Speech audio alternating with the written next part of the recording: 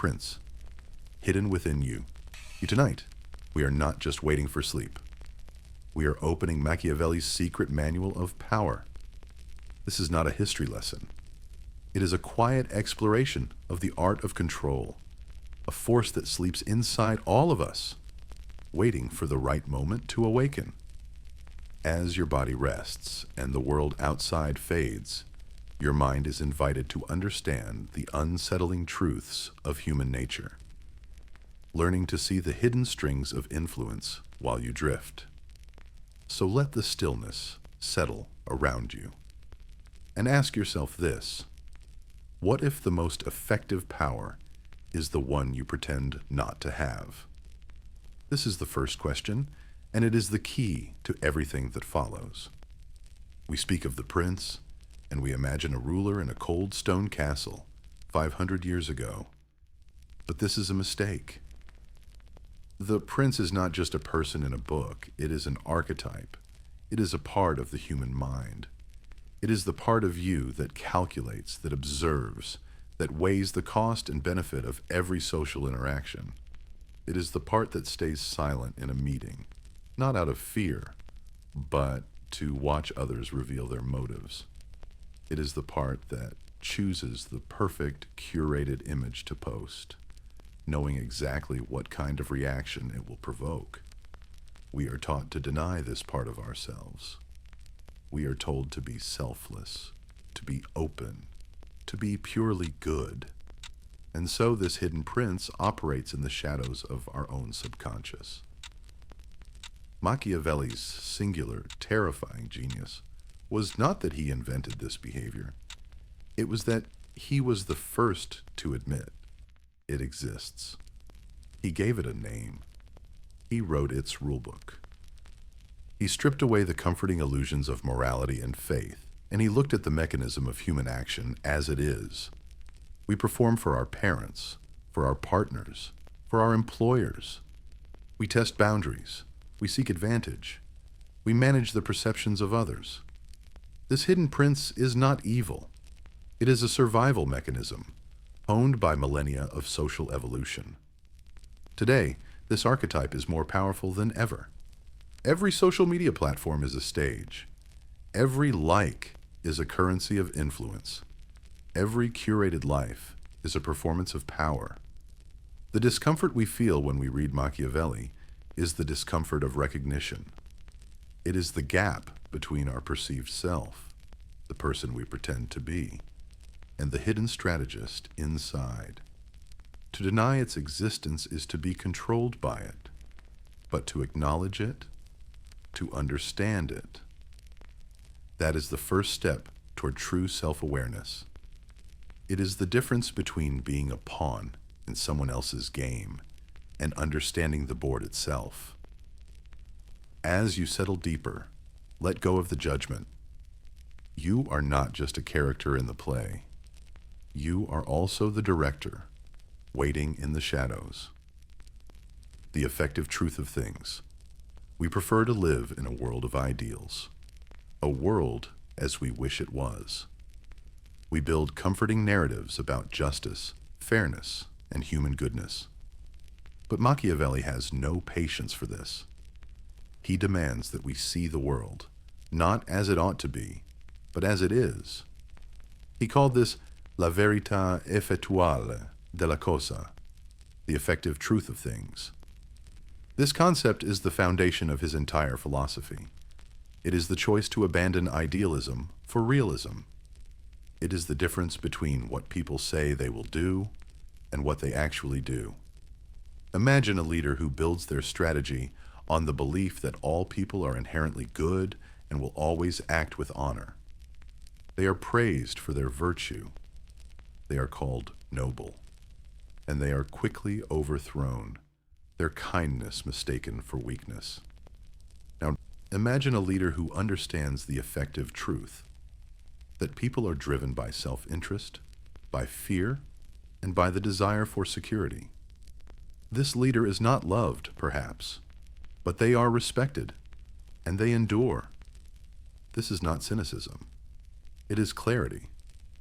The effective truth is the cold, hard gear system that operates beneath the beautiful painted facade of society.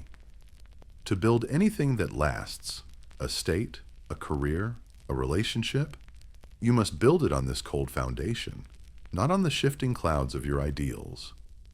If you want to change the world, you must first understand how it actually works, not how you wish it worked. We see this gap every day. In politics, we are sold ideals, while the effective truth is a battle for influence. In business, we are told of a company's mission, while the effective truth is the bottom line. In our own lives, we profess one set of values, but our actions reveal our true, effective priorities. Seeing this gap is the beginning of wisdom. It is also the beginning of power. It's frightening at first. It feels like a loss of innocence, a peeling back of a warm blanket to reveal the cold machinery underneath. But it is also liberating. When you see the effective truth, you are no longer a victim of fantasy. You are no longer confused by the difference between words and actions. You are finally engaging with reality on its own terms, and only then can you begin to shape it. Power is not found in what you wish for. It is found in what you are willing to see. Virtù and Fortuna. The lion and the fox. As you lie there, listening, ask yourself this: are you the architect of your destiny? Or are you just a leaf in the wind, tossed about by forces you cannot control? Machiavelli's answer is both. He named these two great opposing forces. The first is Fortuna. This is fortune, or fate. It is the storm. It is the chaos of the universe, the unpredictable hand you are dealt. It is the accident, the lucky break, the economic collapse, the sudden illness. It is everything that happens to you. Most people are ruled by Fortuna. They are reactive. They blame the wind for their broken ship. But Machiavelli offers a second force, Virtù. This is not virtue as in moral goodness. In his world, Virtù is skill. It is agency. It is courage, adaptability, and the strength of human will. It is your response to the storm. Fortuna, he said, controls half of our lives, but the other half she leaves to us. To explain how Virtù toms Fortuna, he used a powerful metaphor. The prince, he said, must be two animals at once. He must be the lion, and he must be the fox. Why? Because the lion is powerful. He is strong, decisive, and fearsome. He can frighten away the wolves. But the lion is also simple. He cannot see the traps laid for him. The fox, on the other hand, is clever. He is cunning. He sees the traps. He navigates the complex terrain. He understands the hidden motives of others. But the fox is weak. He cannot defend himself from the wolves. A person who is only the lion will charge ahead with brute force and will eventually be caught in a net. A person who is only the fox will overthink, passively avoid every danger, and will ultimately be cornered and devoured. We see this in our own lives. We act as the lion when we force an argument, relying on pure volume and anger. We act as the fox when we passively avoid a difficult conversation, hoping the problem solves itself. Virtù is the mastery of this transformation. It is the wisdom to know when to be the lion, when to act with bold, decisive force, and when to be the fox, when to be patient, to observe, to adapt, and to use cunning over strength. It is the human will imposing itself, even for a moment, on the pure chaos of the universe. Do not ask for a weaker storm. Ask for the skill to be both the beast that endures it and the mind that outwits it. Many stop here. They've had enough truth. But you didn't. Leave a like, so I'll know you crossed that line. Is it better to be feared or loved? It is the question that haunts every person in a position of power. The parent, wondering how to discipline a child. The manager, trying to lead a team. The leader, trying to govern a nation. Is it better to be loved or to be feared?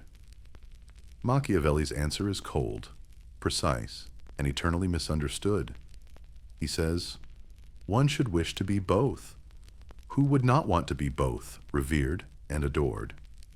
But, he continues, because it is very difficult to unite them in one person, and one must often choose, it is much safer to be feared than loved. Why? His logic is psychological. Love, he argues, is a bond of obligation, held together by gratitude and affection. But men are ungrateful, fickle, false, cowardly, covetous. The bond of love is weak. The moment you fail them, the moment you ask for a sacrifice they are unwilling to make, that bond breaks. They will betray you. Fear, on the other hand, is a bond held together by a dread of punishment. It is constant. It is reliable. It does not depend on your virtue or their gratitude. It depends only on your consistency. This is not a recommendation for random cruelty. This is where most people get him wrong. The prince, Machiavelli warns, must absolutely avoid being hated. Hatred is a different emotion entirely. Hatred is active. It is potent. It breeds rebellion and conspiracy. Fear is passive. It is simply a profound respect for consequences. A leader is hated when they are volatile, when they steal from the people, or when their cruelty serves no purpose but their own pleasure. A leader is feared when the rules are clear, the standards are high, and the punishment for breaking those rules is swift and certain. The prince must be the surgeon, cold, precise, causing pain only for a clear, restorative purpose. He must never be the butcher who revels in the blood. We see this in the modern world. The friendly boss, who wants only to be loved, is often walked over, and their team descends into chaos. The strict but fair boss, whose standards are high and whose judgment is consistent, is respected. The fear is not of the person. It is of the consequence of failing the standard. This forces a difficult, quiet reflection. We all want to be loved. It is a fundamental human need. But in the architecture of power, love is a beautiful but unreliable material. Fear, when applied with precision and justice, is a foundation of steel. The great balancing act is to be feared enough to maintain order, but just enough to avoid the hatred that destroys it. The art of appearing without having to be. We are all performing. As you lie here, your body at rest, your mind still alert, consider the roles you play: the patient employee, the supportive friend, the confident leader, the loving partner. Are these roles truly you? Or are they a costume, a carefully constructed mask you wear to navigate the world? Machiavelli whispers a deeply unsettling truth from across the centuries. In the theater of power, the costume is almost always more important than the person beneath it. He suggests that for a leader, for anyone who wishes to hold influence, it is not necessary to have all the virtues, but it is absolutely necessary to appear to have them. Mercy, faith, honesty, humanity, religion. You must seem to be the pillar of all these things. But, and this is the cold, sharp core of his argument, you must also be prepared to act in the exact opposite way the moment necessity demands it. Why? Because men, in general, judge more by the eyes than by the hands. They judge the surface. They do not have access to your soul, to your true intentions. They only have access to what you project. Your performance becomes their reality. This is not just a theory of leadership. It is a profound observation of human psychology. We are creatures of assumption. We do not have the time or the energy to vet the true character of everyone we meet. We take shortcuts. We judge the book by its cover, the politician by their smile, the colleague by their confident tone. The Machiavellian strategist does not fight this human tendency. They do not waste energy trying to be truly, perfectly good in a world that rarely rewards it. Instead, they use this tendency. They invest their energy in seeming good, which the world rewards immensely. Think of it as a grand, silent stage. You are in the spotlight. The audience, your colleagues, your rivals, your followers, cannot see you up close. They cannot feel the sincerity of your heart. They can only see your outline, your gestures, your costume. If your costume is that of a king, they will treat you as a king. The modern world has not abolished this theater. It has simply given us a bigger stage and brighter lights. Every social media profile is a Machiavellian performance, a life meticulously curated to appear successful, happy, virtuous, and authentic, while the messy, contradictory, and often painful reality is hidden just off camera. We are all our own ministers of propaganda. The psychological cost of this, of course, is profound. When you wear a mask for too long, it can begin to fuse with your skin. You can forget what your own face looks like. This is the true solitude of the prince, to be surrounded by people, yet to be utterly alone. To be loved, but to know they are loving a phantom, an image you created. You become a ghost in your own life, trapped inside the very performance that gave you power. The greatest danger is not in wearing the mask, but in believing it is your face. And yet, the performance must continue, because the only thing more dangerous than being seen as weak is being seen as false. Cruelty, well used. The word cruelty makes us recoil. It feels like a violation. We associate it with chaos, with the malice, with the purely monstrous. But as you rest in the quiet dark, let your mind detach from the emotional weight of the word. What if cruelty was not an emotion, but a tool? What if, in the hands of a skilled surgeon, it was simply the name we give to a painful but necessary incision, one that cuts away the disease to save the life? Machiavelli asks us to do just this. He asks us to look past our moral reflexes and analyze the function of a harsh action. He makes a critical, chilling distinction between cruelty well used and cruelty abused. Cruelty abused is what a tyrant does. It is random. It is constant. It is for personal pleasure or paranoia. It is a fire that burns without purpose. And it only breeds hatred, which, as Machiavelli reminds us, is the one thing a prince must avoid.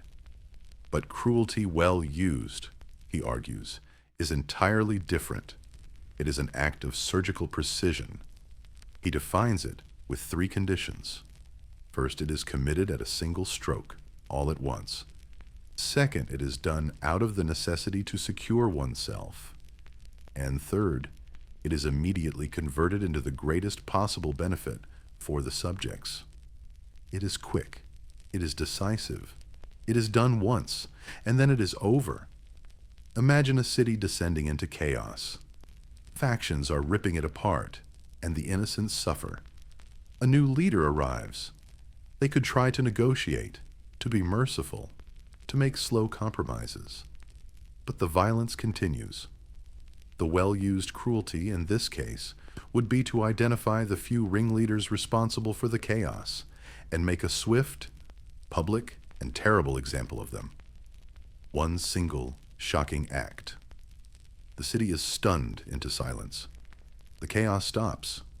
Order is restored. The people are now safe. The act was cruel, but the result was peace. The surgeon had to cut, deeply, to stop the infection. The mechanism here is one of psychological shock. It is the resetting of boundaries. Human nature, in this view, does not respond to gradual, weak, or nagging punishments. They are seen as weakness. They build resentment without building respect. A single, overwhelming act, however, demonstrates an absolute and terrifying capacity.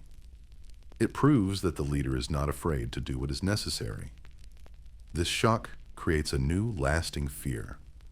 Not a fear of the leader's malice, but a respect for their resolve. We see this logic softened in the modern world. In a corporate restructuring, the abused cruelty is laying off one person every Friday, creating a culture of terror and paranoia that lasts for months. The well-used cruelty is to do all the layoffs in one single, painful, transparent day. It is a terrible day, but the next day, the survivors know the threat is over. The company is secured. The healing can begin. This path is morally treacherous.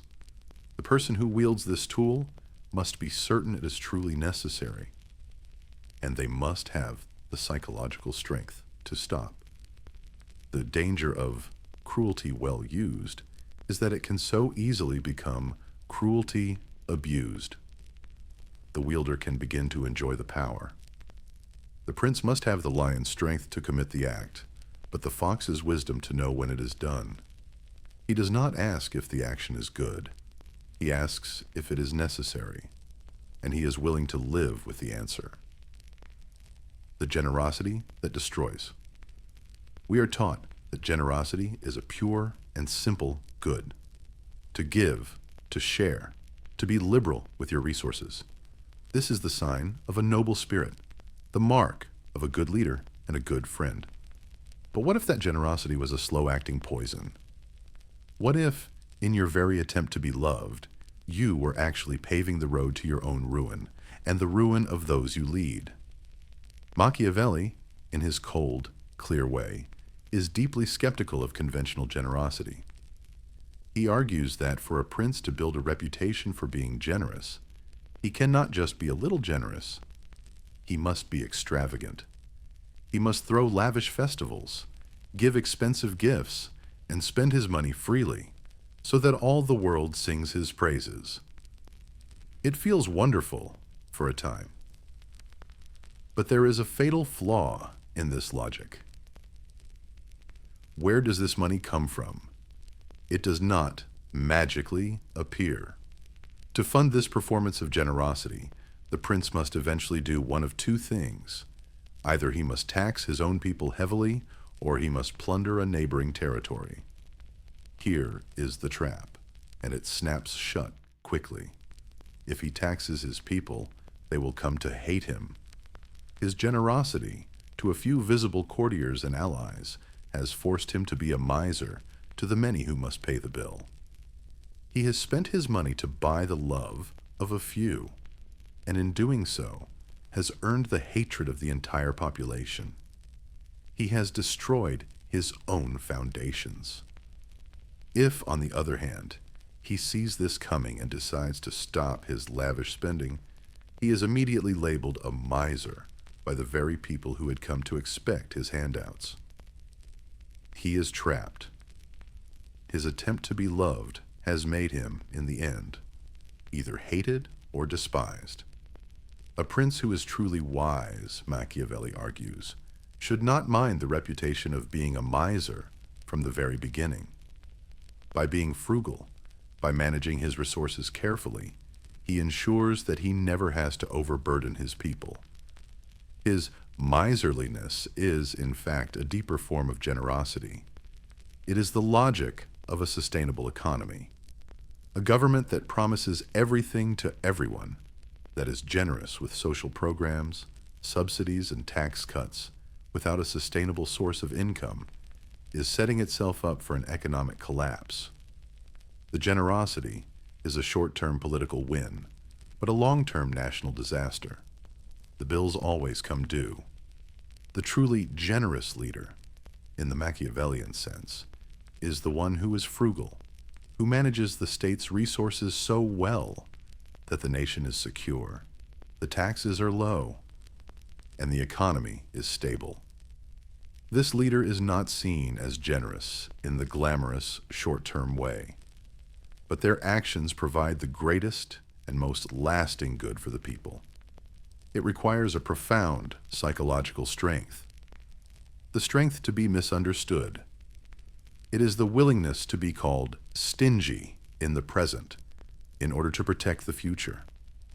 It is the lonely knowledge that true generosity is not a single act of giving, but a long-term structure of stability. Do not be generous with what is not yours to give. And if you are a leader, your resources are never truly yours. They belong to the future. The illusion of neutrality. In times of conflict, there is a powerful temptation. It is the temptation to do nothing, to stay on the sidelines, to declare yourself neutral. It feels safe. It feels wise. You make no enemies. You anger no one.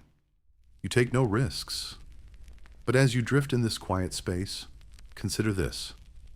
Machiavelli warns that in the game of power, neutrality is almost always the most dangerous mistake of all. It is an illusion, and it is the one that most surely leads to ruin. He states it bluntly. A prince is also esteemed when he is a true friend and a true enemy. That is, when he takes a clear, decisive side. He writes that when two of your powerful neighbors go to war, one of them will eventually win. If you are neutral, the winner will have no respect for you. They will see you as weak, unreliable, and opportunistic.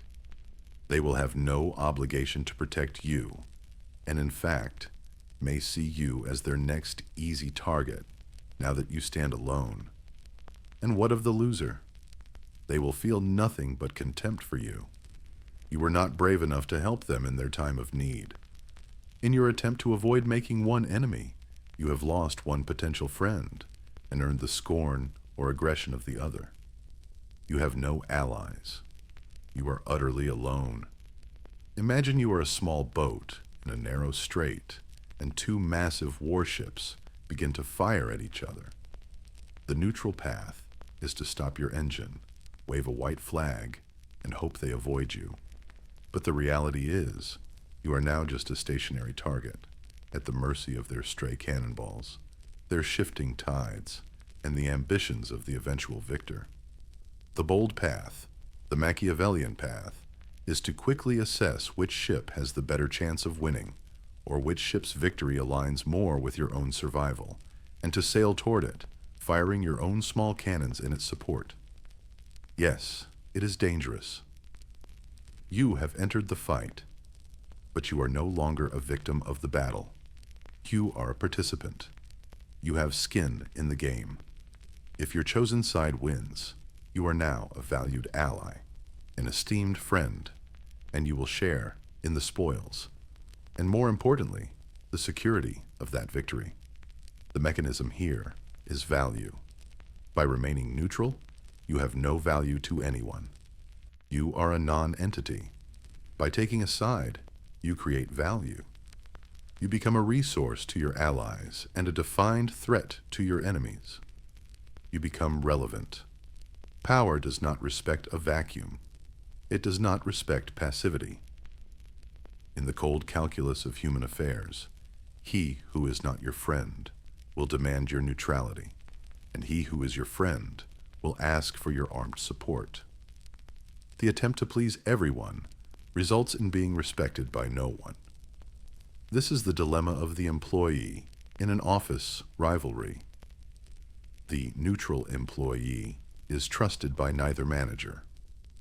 When one finally wins, they will promote their loyalists, not the person who stood for nothing.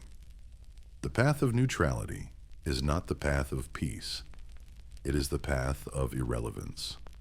And in the world of power, to be irrelevant is to be invisible, and to be invisible is to be prey. The solid foundations of power. What is power built on? As you rest, your mind tracing the outlines of this quiet, dark room, you might imagine power is built on gold, or on popular love, or on grand, beautiful ideals. But Machiavelli dismisses these as luxuries, as mere decorations on the surface of the structure. He tells us that a prince, a leader, a state, and perhaps even an individual life must be built on a much colder, harder foundation. He is brutally clear. The principal foundations of all states are good laws and good arms. But then, he adds the crucial link, and there cannot be good laws where there are not good arms. The arms, the capacity for force, come first. This is the bedrock. Everything else, justice, art, civility, prosperity, is a house built upon that bedrock. A leader who relies only on mercenaries, on people who fight for money, is building on sand. They are loyal only to their paycheck, not to the person. They are unreliable in a storm. A leader who relies on auxiliaries, on the armies of a powerful ally, is building a house with a structural flaw. They have invited another stronger power into their home, and they may soon find they are no longer the master of it. The only solid foundation, he argues, is your own power, your own arms, your own resources, your own skills, your own loyal team. It is the power that originates from within. This is a profound psychological observation. We see it in our own lives. The person who relies entirely on the love of their partner for their sense of self-worth is not free. They are a mercenary to that affection. The employee who relies entirely on the goodwill of their boss, having developed no unique skills of their own, is a temporary auxiliary. But the person who cultivates their own strength, their own financial independence, their own emotional resilience, they are their own arms. They can negotiate with the world from a position of strength, not desperation. This is the effective truth of security. Good laws are the civilized face we put on this capacity. A law is only a law because a consequence exists for breaking it. Without the arms to enforce the law, without the police, the courts, the system of punishment, the law is just a polite suggestion. It is a shared fantasy. We obey the red light at 3 a.m., not just because we are good, but because we understand there is a consequence for not obeying it. The good arms are the silent, implied, or else that gives the good law its weight. This is why Machiavelli insists that a prince must study nothing but the art of war, not because he must be at war, but because he must understand the mechanics of power. He must understand his own strength and the strength of his rivals. To be ignorant of this is to be a dreamer, ruling a fantasy, waiting for a reality check that will be swift and final.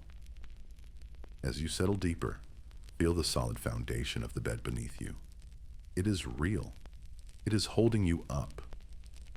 In the world of power, your own capacity, your own skill, your own resolve, that is your foundation. Everything else is a pleasing illusion, beautiful until the first tremor of reality begins to shake the walls. The enemy, you know. There is a strange and unsettling comfort in having a clear enemy. As you lie here, your breathing slow and steady. Let your mind drift over this paradox. Why would a negative force, an adversary, be a comfort? Because as Machiavelli understood, an enemy provides something we secretly, desperately crave: definition. An enemy draws a line in the sand. On one side, them. On the other side, us. In that single stroke, the enemy defines who we are not, and in doing so, forges who we are. An external threat is the most powerful tool for creating internal unity. When you have a clear, defined, external enemy, all the petty arguments, all the internal divisions, all the minor disagreements within your own group. They suddenly seem small, irrelevant. The tribe unites against the wolf. The company unites against the competitor. The nation unites against the rival state. The enemy you know becomes a mirror. You see in them all the things you despise, and this clarifies your own virtues. They are deceitful, so we are honest. They are chaotic, so we are orderly. They are cruel, so we are justified in our actions against them. This is the psychological genius of a known enemy. It simplifies the world. It transforms a complex, confusing, and morally gray reality into a simple, binary story of good versus evil. And in that story, we are always the good. This is why, when a leader faces internal dissent, when their popularity is failing and the people are restless, the smartest Machiavellian move is not to look inward. It is to find, or even to create, an enemy. To point to the horizon and shout, "Danger!" The internal squabbles are forgotten in the face of the new shared threat. The leader is no longer seen as the source of the problems, but as the only one who can protect the people from the danger. It is the oldest trick in the Book of Power, and it has never failed. The danger, of course, is what happens when the enemy is not external. Machiavelli warns that the most dangerous threat is not the enemy you know, but the one you don't, the one that grows within your own walls. The conspirator, the traitor, the internal division. The enemy you know at the gate is a tool for unity. The enemy within the gate is the signal of collapse. It means the story is no longer working. It means the people have stopped believing in us and have started fighting for me. A wise leader, then, uses the external enemy to keep the internal house in order. They manage a state of low-level controlled conflict, just enough to keep their own people united and focused, but not so much that it leads to a truly destructive war. It is a high-wire act. It is a performance, and it requires the leader to always know the difference between the story of the enemy, which is a tool, and the reality of the enemy, which is a danger. The enemy you know is a pillar of your own identity, but it is a pillar you must never, ever fully trust. Never waste a good enemy.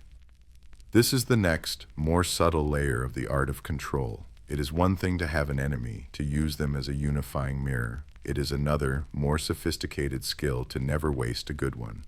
What does this mean? It means you must learn to see your rival not just as a threat, but as a resource, an unwilling, unknowing asset in your own rise to power.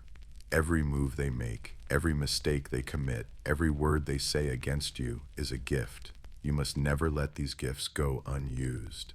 This is the essence of political and social jiu-jitsu. You do not meet your enemy's force with your own brute force.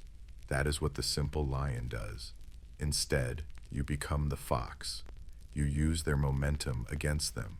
When your enemy attacks you, when they slander your name, you do not simply deny it. That makes you look defensive, weak, as if you were playing their game. No, you use their attack, you reframe it. You treat their accusation as proof of your own virtue. Of course they attack me, you say to your followers. They attack me because I am the only one who dares to tell the truth. They attack me because I am a threat to their corrupt system.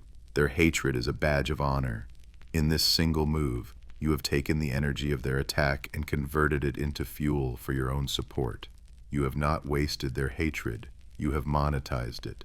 When your rival makes a mistake, a good enemy is not wasted by a quick, emotional celebration.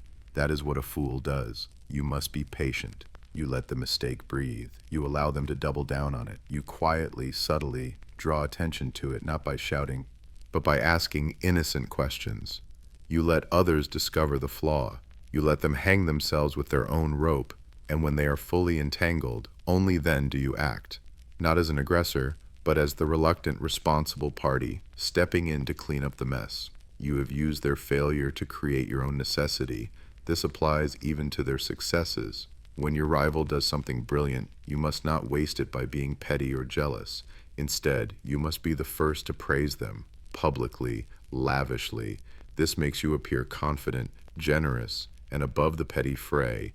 It makes you look like the bigger person, and then you simply copy their idea, not as a thief, but as an improver. You learned from their good example and made it even better. You have used their own talent to elevate yourself, while appearing gracious for the lesson.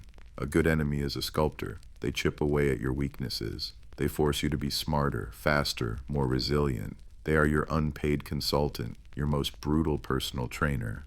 To waste them, to ignore them, or to defeat them too quickly is to waste a precious opportunity for your own growth.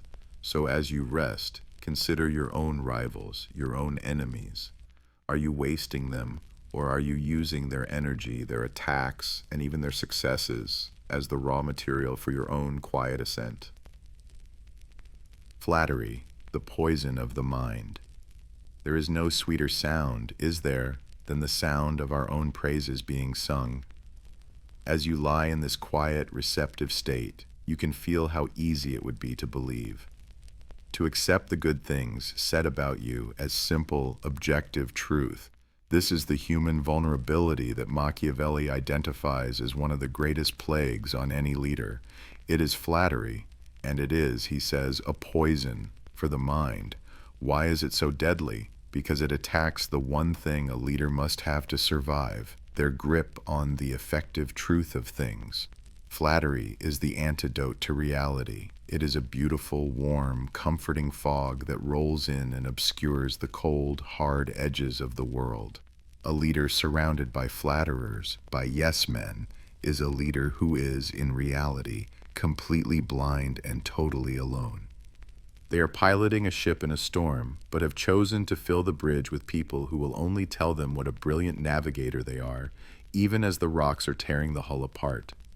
The psychological trap is that we crave this poison. We want to believe the performance. We want to believe the mask we wear is our real face, and that it is beautiful. The flatterer is the person who tells us the mask is real, and for that we reward them, we promote them, we keep them close.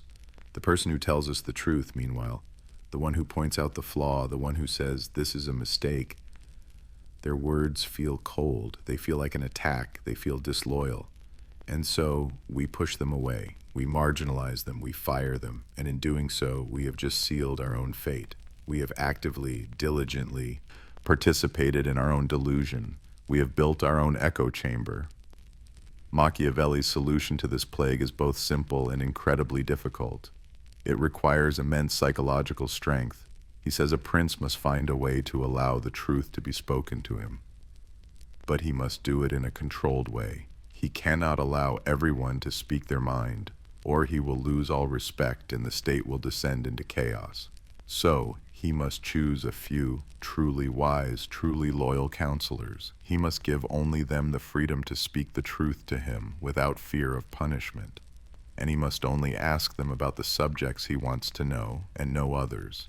He must listen to them, debate them, and then, crucially, make his own decision. In this model, the truth is a controlled substance. It is a rare medicine taken in prescribed doses from a trusted source. But how do you find this source? How do you know the person telling you a hard truth is doing it for your benefit and not just for their own agenda? That is the billion-dollar question. That is the true test of a leader's virtù. It is their ability to see the difference between honest criticism and disloyal agitation. To find someone who is loyal to the mission, not just to your ego. As you drift, consider the voices you trust, the ones you keep close. Are they the ones who make you feel comfortable, or are they the ones who make you think? One is a flatterer, the other is a friend. One is a poison, the other is the antidote. And the tragedy is that they look almost identical until it is far too late. The unchanging nature of man. As you drift on the edge of sleep, the mind becomes porous. Ideas flow in and out. Beliefs that seem solid during the day become negotiable. One of the most cherished beliefs of the modern world is that we have changed. that we have evolved, that we are more civilized, more rational, more moral than the brutes of the past. We look at the 500 years separating us from Machiavelli, and we see a chasm of progress. We have smartphones, we have democracy, we have human rights. We are better. And it is this very belief, this comforting illusion of progress, that Machiavelli would find most dangerous. His entire philosophy is built on a single, cold, and terrifyingly constant variable, the unchanging nature of man. He wrote, "Whoever wishes to foresee the future must consult the past, for human events ever resemble those of preceding times. This arises from the fact that they are produced by men who ever have been, and ever will be, animated by the same passions, and thus they necessarily have the same results. The technology changes, the costumes change, the titles change, but the human heart does not. We are still, at our core, the same creatures. We are, as he wrote, ungrateful, fickle, false, cowardly, covetous. We are driven by the same fundamental passions, by fear, by greed, by the desire for security, by the lust for power, and by the deep, aching need to be loved, even as we betray that love for our own self-interest. This is why his book, The Prince, is not a historical artifact. It is a mirror. It feels so modern because the human operating system it describes has never had an update. The boardroom power struggle is the same as the royal court conspiracy. The battle for social media influence, with its public performances of virtue and its private, ruthless calculations, is the same as the struggle for favor in the Duke's court. The politician who smiles and promises security while planning for war is the same prince who must appear merciful while being prepared to be cruel. To accept this is profoundly unsettling. It means the progress we see is just a thin veneer, a coat of paint on an ancient, unmoving structure. But for the strategist, this realization is not a tragedy. It is the ultimate advantage. While everyone else is busy playing by the rules of a fantasy world, a world where people ought to be good, ought to be rational, you are playing by the rules of the effective truth. You are not surprised when a trusted ally betrays you for their own gain. You are not shocked when the public, which adored you one day, turns on you the next. You do not build your house on the shifting sands of human goodness. You expect the storm, you plan for the flood, you know the unchanging nature of man, and you use it. You appeal not to their better angels, but to their self-interest. You manage not their stated ideals, but their hidden fears. This is the difference between an idealist and a ruler. The idealist is a victim of the future, always surprised, always disappointed. The realist is a student of the past, and is therefore prepared. As you let go, allow this cold truth to settle. The world is not chaotic. It is in fact painfully predictable because it is run by us and we never change. Innovation and its enemies. There is a powerful romance in the new. We worship innovation, the disruptor, the visionary, the revolutionary. These are the heroes of our age. We believe that a good idea, a better way, will naturally be embraced, that progress is inevitable, that the world wants to be changed. As your mind softens, let this assumption be challenged. Let it be held up to the cold light of Machiavelli's realism. He gives us one of the most important and most ignored warnings in the history of power.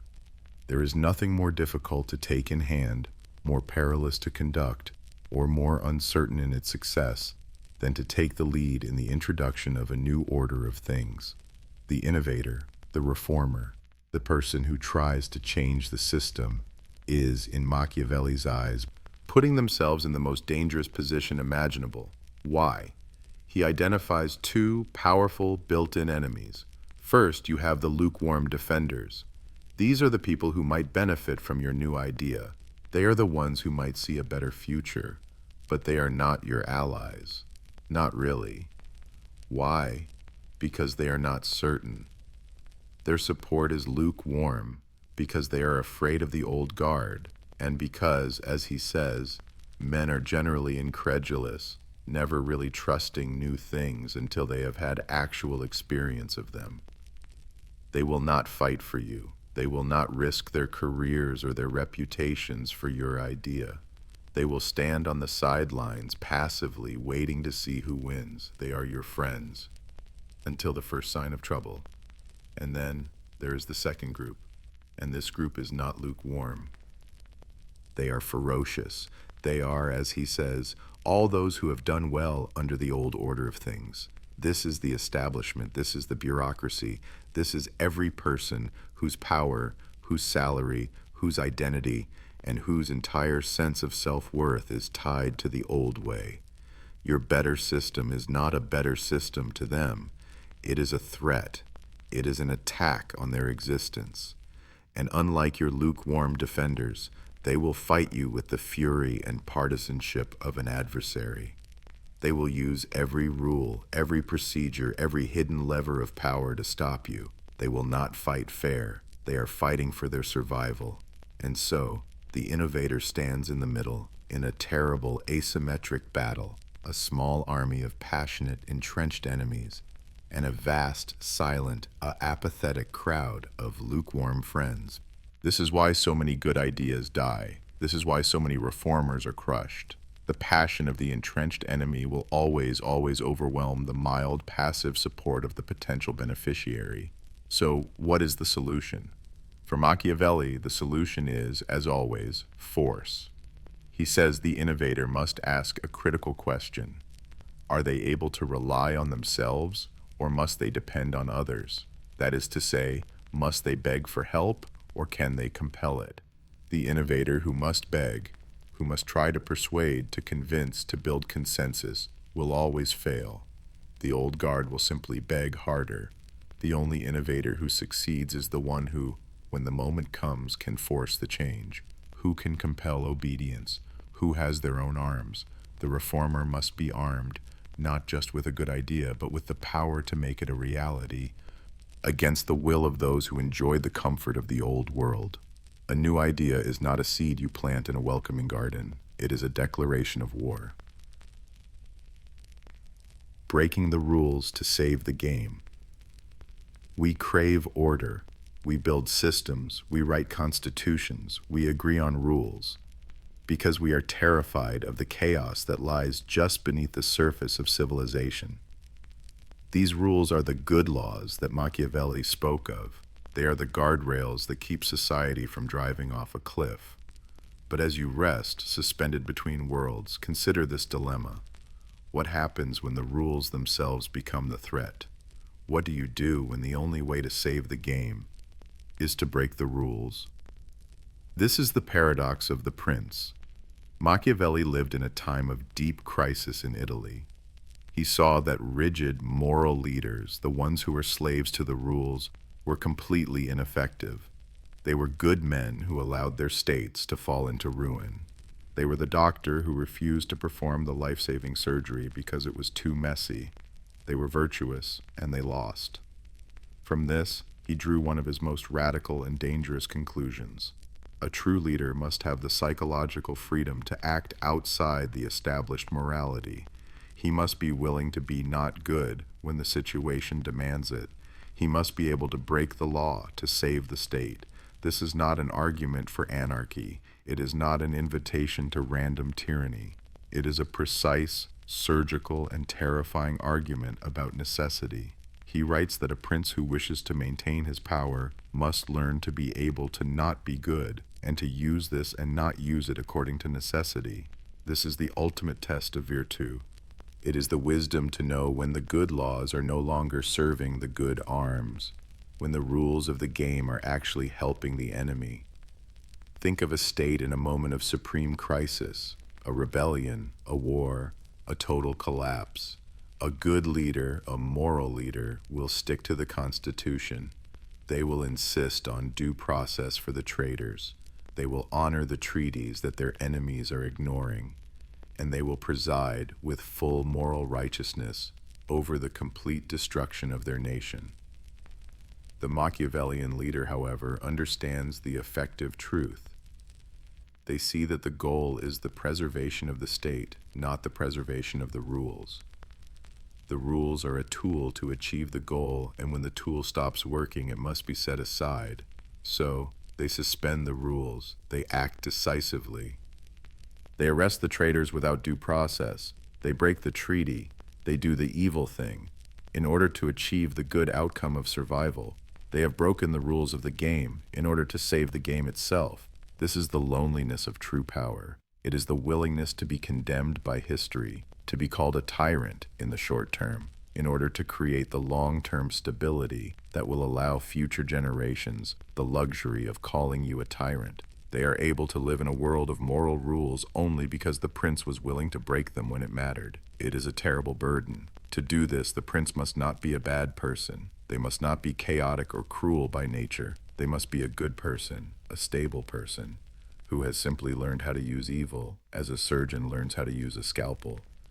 They must hate the act but understand its necessity, and that is the true hidden cost of wearing the crown. Silence as a weapon. Our world is a world of noise. We are taught that power is loud. It is the shouting politician. It is the blaring advertisement. It is the constant, desperate stream of social media posts, each one screaming, "Look at me." We have come to believe that influence is a product of volume, that the person who speaks the most wins. As you let that noise fade, as you sink into the profound, deep quiet of the approaching night, consider an alternative. Consider the power, not of the sound, but of the silence that surrounds it. Machiavelli was a man of words, but he understood the devastating power of the unsaid. In the theater of power, silence is not an absence. It is a weapon. It is a void that others will rush to fill, and in filling it they will reveal themselves. When you are in a negotiation, in an argument, in any high-stakes confrontation, the human mind is desperate to close the loop. It cannot stand the tension of a vacuum. After you make your case, or after your rival makes theirs, be silent. Do not nod. Do not offer a compromise. Just wait.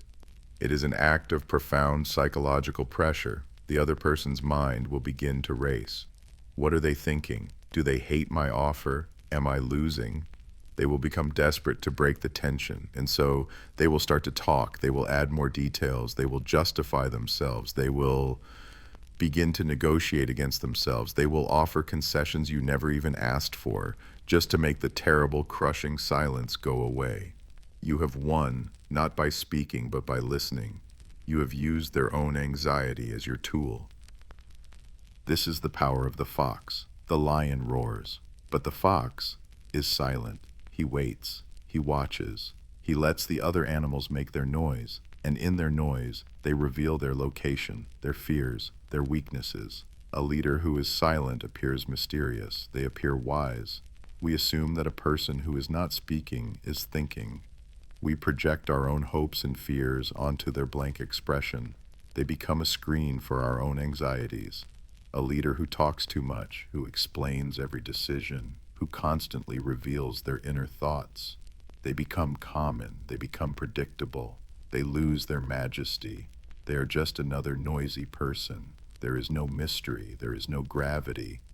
But the leader who weighs their words, who speaks rarely but decisively, who uses silence as a form of punctuation. Their every word lands with the weight of a stone. When they finally speak, everyone listens, because their words are a rare resource. In a world full of noise, silence is the ultimate luxury. It is the sign of true confidence. It is the power to not need to react. It is the calm center of the storm. It is the knowledge that while everyone else is playing their hand, you are holding yours, waiting for the precise, perfect moment to speak the single word that ends the game. Machiavelli on social media. As you lie here, floating in the quiet space between wakefulness and sleep, let your mind picture a modern royal court. It is not made of stone and velvet. It is made of light and code. It is the glowing screen in your hand. If Machiavelli were alive today, he would not be writing letters to a prince in Florence. He would be the master of the algorithm. He would have understood instantly that social media is not a tool for connection. It is the single greatest theater of power ever invented. He would see it for what it is, a grand global stage for the art of appearing without having to be. Every profile is a performance of Virtù, a carefully curated image of a life that is successful, wise, beautiful, and virtuous. Every post is a calculated move to manage the perceptions of the masses. He would marvel at our obsession with followers, a word he would have understood quite literally. We are all, willingly, building our own tiny principalities. We perform our generosity, sharing a donation link. We perform our wisdom, sharing a quote. We perform our power, sharing our successes. And, just as he predicted, we judge more by the eyes than by the hands. We judge the appearance of the life, not the effective truth of it. The person with 1 million followers who is drowning in debt and loneliness is successful because their appearance of success is the only thing the people can see. He would also have seen the terrible swift justice of Fortuna. In this new court, a single old tweet, a poorly worded comment, a forgotten photo can be unearthed by an enemy and used to destroy a reputation in hours. The people who loved you one moment become a digital mob the next, fickle, ungrateful, and false. The prince of social media must be a perfect fox. They must understand that the like button is a tool of flattery, a poison for the mind, and never, ever believe it. They must know how to break the rules to save the game, perhaps by creating a scandal, a new enemy, just to unify their lukewarm followers. They would know that the real power is not held by the person making the most noise, but by the platform itself, the ones who write the good laws of the algorithm, the ones who possess the good arms to silence any voice they choose instantly and without appeal. The cruelty well used of a permanent ban is a perfect modern example of his principle. It is one swift stroke done to secure the platform, and it is a terrible, effective warning to all others. We think we are playing a new game. We think we are more advanced. But as you drift, let this thought settle. We are just Florentines in new clothes, still playing the same ancient human game of power, fear, and perception. We are all our own princes now, and we are all trapped in the court we have built for ourselves, performing for an audience that is both invisible and, ultimately, unforgiving. The Office Dilemma. Ethics or efficacy? Now let the idea of the prince shrink. Let it leave the grand halls of history in the digital glow of the screen, and let it enter a space you know well. The office, the meeting room, the quiet, carpeted battleground of the modern career. As you rest, your body still, your mind can trace the lines of power that exist in your own life.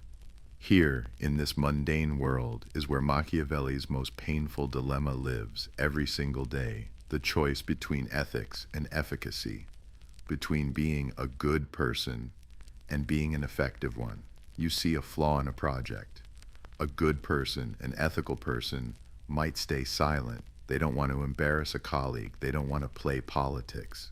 They believe their good, quiet work will eventually be recognized. The effective person, the Machiavellian strategist, understands this is a fantasy. They see the flaw as an opportunity. They don't make a scene. That would be the lion's clumsy move. They become the fox. They discover the flaw. And then, privately, they present the flaw and its solution to their boss. They have not been unethical. They have simply been helpful. They have saved the project, and in doing so, have made themselves indispensable. They have used their colleague's mistake as a stepping stone. They have gained power, or consider the opposite. You are given a command from above that you know is a bad idea. The ethical employee might obey, believing in the hierarchy, believing that loyalty is the highest virtue. The effective employee, however, calculates. They understand that if the project fails, the leader will need a scapegoat. And I was just following orders is the plea of the person who is about to be executed. The effective employee will find a way to appear loyal while creating a paper trail of concerns, of questions, asked in emails. They are not being disloyal. They are building their own arms. They are preparing for the inevitable moment when Fortuna turns and the prince needs someone to blame. They will not be the one who takes the fall. This is not about being a bad person. It is about understanding that the office is not a family. It is not a meritocracy. It is a system. It is a small state with its own prince, the CEO, its own barons, the managers, and its own currency, promotion, status, security. The person who insists on playing by the rules of pure ethics in a system that actually runs on efficacy and perception is the good prince who will be overthrown. They are the ones who are laid off in the restructuring. They are the ones passed over for the promotion.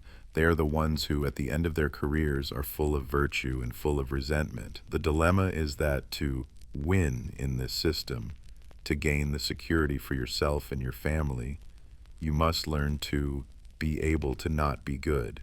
You must understand the effective truth of the game, even as you perform the appearance of being a simple ethical player. The solitude of the modern prince. There is a profound, aching loneliness that comes with power. We imagine the prince, the CEO, the leader, the person in charge, as being surrounded. They are the center of the court. All faces turn to them. All conversations stop when they enter the room. They are the opposite of alone. As you lie in the quiet of your own room, perhaps you can feel the truth that this is the deepest, most absolute solitude of all. Machiavelli did not just write a manual for how to get power. He wrote a description of what it is like to have it. And it is lonely. Why? Because the prince can trust no one. They are surrounded by people, but they are not surrounded by friends. They are surrounded by interests. The person who laughs at their jokes is not laughing because they are funny. They are laughing because they want a promotion. The person who offers a compliment is not offering kindness. They are offering flattery, the poison of the mind.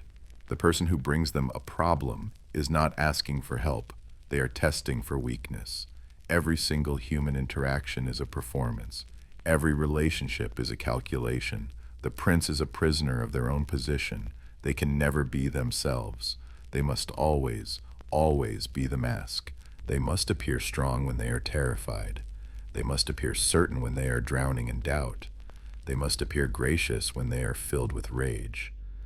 To show a moment of authentic human weakness, to complain, to be vulnerable, to admit fear, is not a moment of connection. It is a fatal mistake. It is an opening for a rival. It is blood in the water. And so, the prince is in a state of internal exile. They are banished from the simple, honest community of human beings. They cannot ask for advice without revealing their ignorance. They cannot show affection without creating a favorite, and in doing so, creating a dozen new enemies.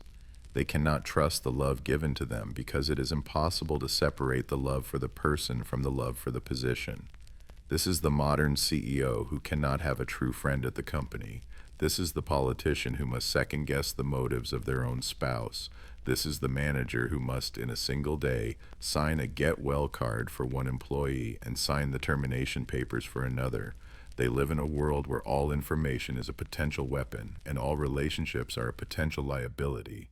As you drift, feel the weight of this. The crown is not just heavy, it is isolating. It is a wall of cold glass built around a single human heart. The prince has everyone, and therefore has no one. They have bought security for the state, but they have paid for it with their own soul. This is the final price of power. It is the cold, silent, and absolute solitude of the one who must, in the end, always stand alone. Beyond good and evil, the wisdom of Machiavelli.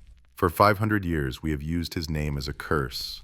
Machiavellian, it means evil, it means treachery, it means cunning, deceit, and a cold reptilian lack of a soul. We have made him the villain in our story. We have placed him firmly on the evil side of the line so that we can feel safe on the good side. As you rest in this moment of quiet, as your mind opens, let's consider a more dangerous and perhaps more true idea. What if Machiavelli was not evil at all? What if he was, in fact, the ultimate moralist? What if his wisdom is not about embracing evil, but about understanding it so that a greater good can be achieved? This is the paradox. Machiavelli was not writing for the tyrant. He was not telling the cruel leader how to be cruel. He was writing to a new prince, a prince he hoped would be a liberator. He was writing to someone he hoped could save Italy from chaos, from war, from the barbarians who were tearing his home apart. He was a patriot, and his heart was broken. He looked at the good leaders around him, the ones who were pious, moral, and ethical, and he saw that their goodness was useless. Their goodness led to famine. Their goodness led to invasion. Their goodness led to the suffering of the people. He concluded that in the real world, the effective truth, a leader who is only good, is, in fact, a very bad leader. Their virtue is a form of negligence. It is the self-indulgence of a person who cares more about their own soul than about the actual lives of their people. So, he wrote the manual. He gave his prince the poison. He said, "You must learn to use these dark tools, not because you are dark, but because the world is. You must learn to be the fox and the lion. You must learn to use cruelty surgically. You must be willing to be feared. You must be willing to do the not good thing, so that your people can be safe. This is a wisdom that goes beyond good and evil. It is not a rejection of morality. It is a deeper morality. It is the morality of the consequence. It is the lonely, terrible wisdom of the surgeon who knows they must cut, of the parent who must be strict, of the leader who must make the sacrifice play. The evil is not in knowing these rules. The evil is in being a simple, naive fool and allowing your ignorance to cause the suffering of others. Machiavelli's wisdom is a heavy burden. It is the knowledge that the world is not a fairy tale. It is the acceptance of the unchanging nature of man. It is the willingness to get your hands dirty, to save the city. He is not the villain. He is the man who was brave enough or broken enough to write down the truth. If you reach this point, it means you don't run from the truth. Subscribe now. Stay close to what few dare to face. The architecture of fear. As you rest, let your mind become an architect. But you are not building with stone. You are building with an invisible, powerful material, fear. We have already established that it is safer to be feared than loved. But how is this fear built? How is it structured so that it is stable, effective, and does not collapse into the volatile, useless rubble of hatred? Machiavelli understood that fear is not a blunt instrument, it is a set of blueprints. The first rule of this architecture is that fear must be impersonal. The people must not fear your moods. They must not fear your whims or your anger. A leader who is unpredictable, who rages one day and is merciful the next, is not feared. They are simply chaotic. And chaos breeds resentment, not respect. The fear must be attached not to you, but to the rules, to the system. It must be the cold, impersonal fear of a law of physics. If you step off the cliff, you will fall. It is not the cliff's fault. It is not angry at you. It is simply the consequence. Your leadership must become this cliff. The rules are clear. The consequences are absolute. The punishment is not a spectacle of your anger, but a calm, regretful, and necessary procedure. This creates a stable, predictable fear which people can navigate. And in a strange way, it creates a sense of safety. People know the boundaries. The second rule is that the source of the power must be visible, but its workings must be a mystery. The prince must build a fortress. The people must see the high, thick walls. They must know, without question, that the fortress is impenetrable, but they must never be allowed inside. They must never see the inner mechanisms. They must not know how you get your information. They must not know the true extent of your reach. This mystery is essential. When a rival does not know how you discovered their secret, their mind will do your work for you. They will assume you know everything. They will become paranoid. They will see your agents in every shadow. Your silence becomes a testament to your omniscience. You are feared not for what you do, but for what they imagine you could do. This is the architecture of deterrence. It is the power of the implied threat. Finally, this fear must be balanced with its opposite, security. A leader who only makes their people afraid will be overthrown. The fear must serve a purpose. It must be the cruelty well used. The fear of your consequences must be the price the people pay for safety from all other chaos. You are the architect of the hard, cold walls that keep the wolves out. Yes, the walls are intimidating. Yes, the rules are strict. But inside these walls, there is order, there is prosperity, There is a life free from the worst fear of random external violence. You are the necessary evil that holds the ring. You are the surgeon who wields the knife. And the fear they have of you is balanced by the greater fear they have of the disease you are holding at bay. This is the bargain of power. The people will trade their absolute freedom for your absolute order, and they will respect you for it, a respect born of fear, which is the only respect that, in this cold, dark world, truly lasts.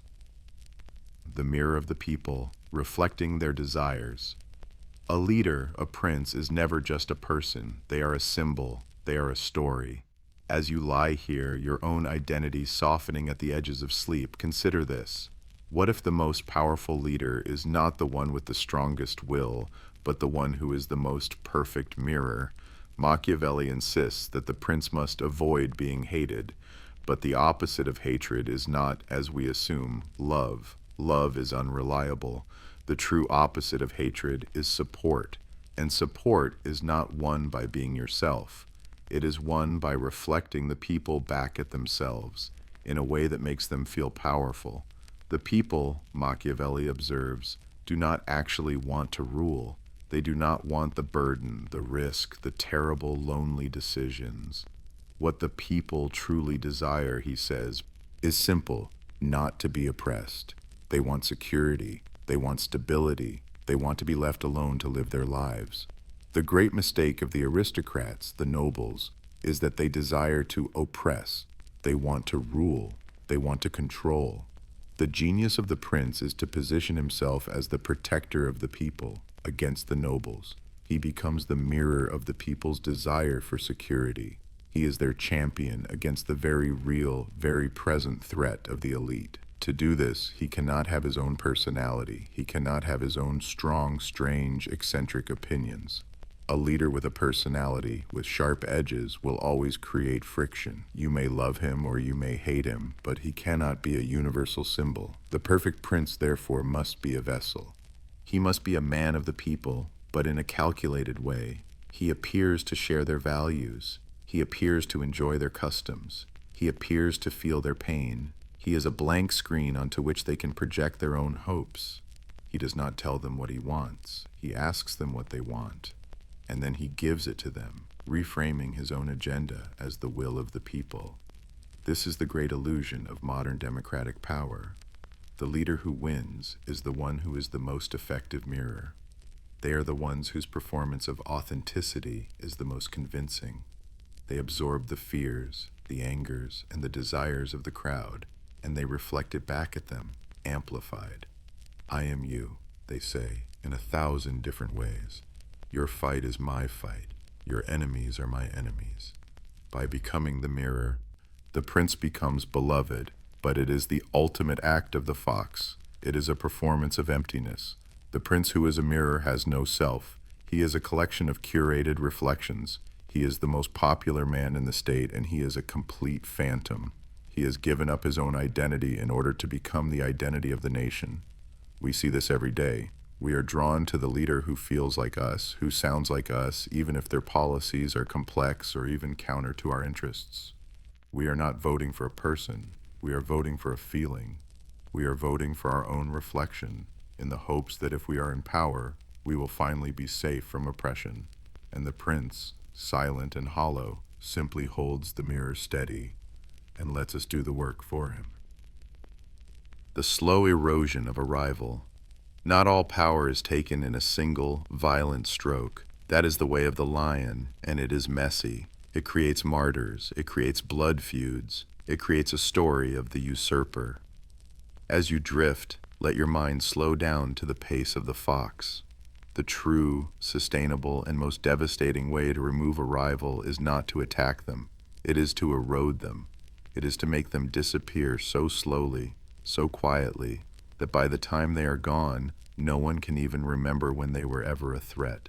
This is a game of patience played in the shadows. Your rival is a strong, tall tower. To attack it with a cannon is to declare war. The fox does not use a cannon. The fox uses water, a single, patient drop at a time. The first step is isolation. You do not attack your rival. You attack their alliances, or you praise their lieutenant. You promote one of their key supporters to a position of great honor in a remote, useless part of the kingdom. You are generous. You are rewarding them. But you are, in fact, cutting the ropes of your rival support network one by one. You do this with favors, with compliments, with shared secrets. You make their friends your friends. Your rival, meanwhile, still stands, but they are now standing alone. The second step is to control the narrative. You never slander your rival. That is clumsy. It makes you look jealous. Instead, you praise them with faint praise. You praise them for things that imply their weakness. He is such a brilliant creative mind, you say, implying he is not a practical man of action. She has such incredible deep integrity, you say, implying she is not flexible enough for the effective truth of this business. You use silence as a weapon. In a meeting, when they make a good point, you say nothing. You let it die in the air. When they make a small mistake, you ask a single, innocent question, just to make sure everyone in the room has noticed it. You are not the attacker. You are just a curious observer.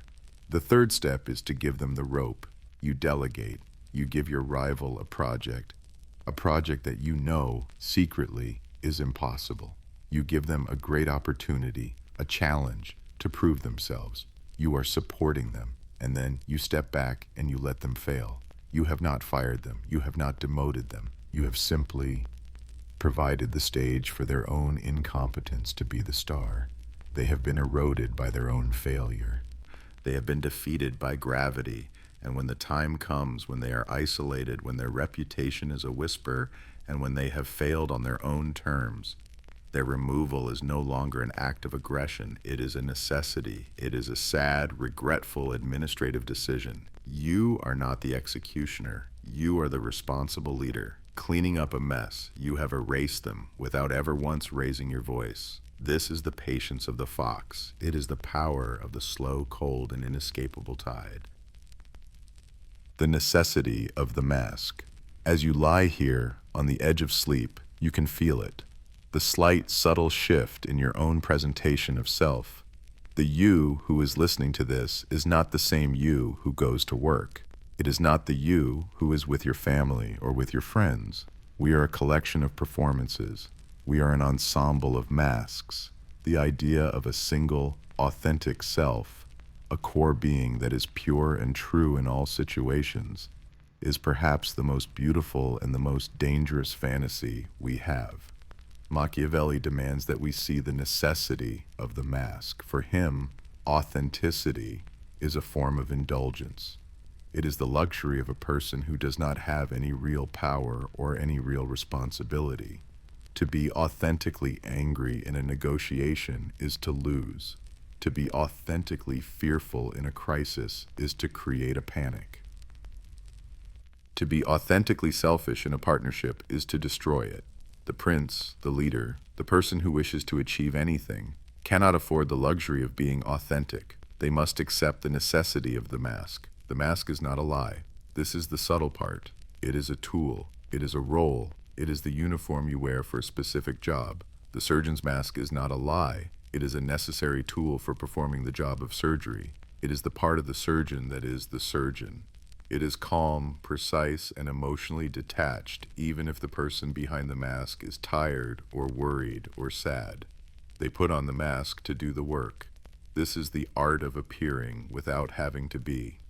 The mask of the good leader is not a lie. It is the tool they use to inspire confidence in their people. The leader must appear calm in a crisis. They must appear wise in the face of uncertainty.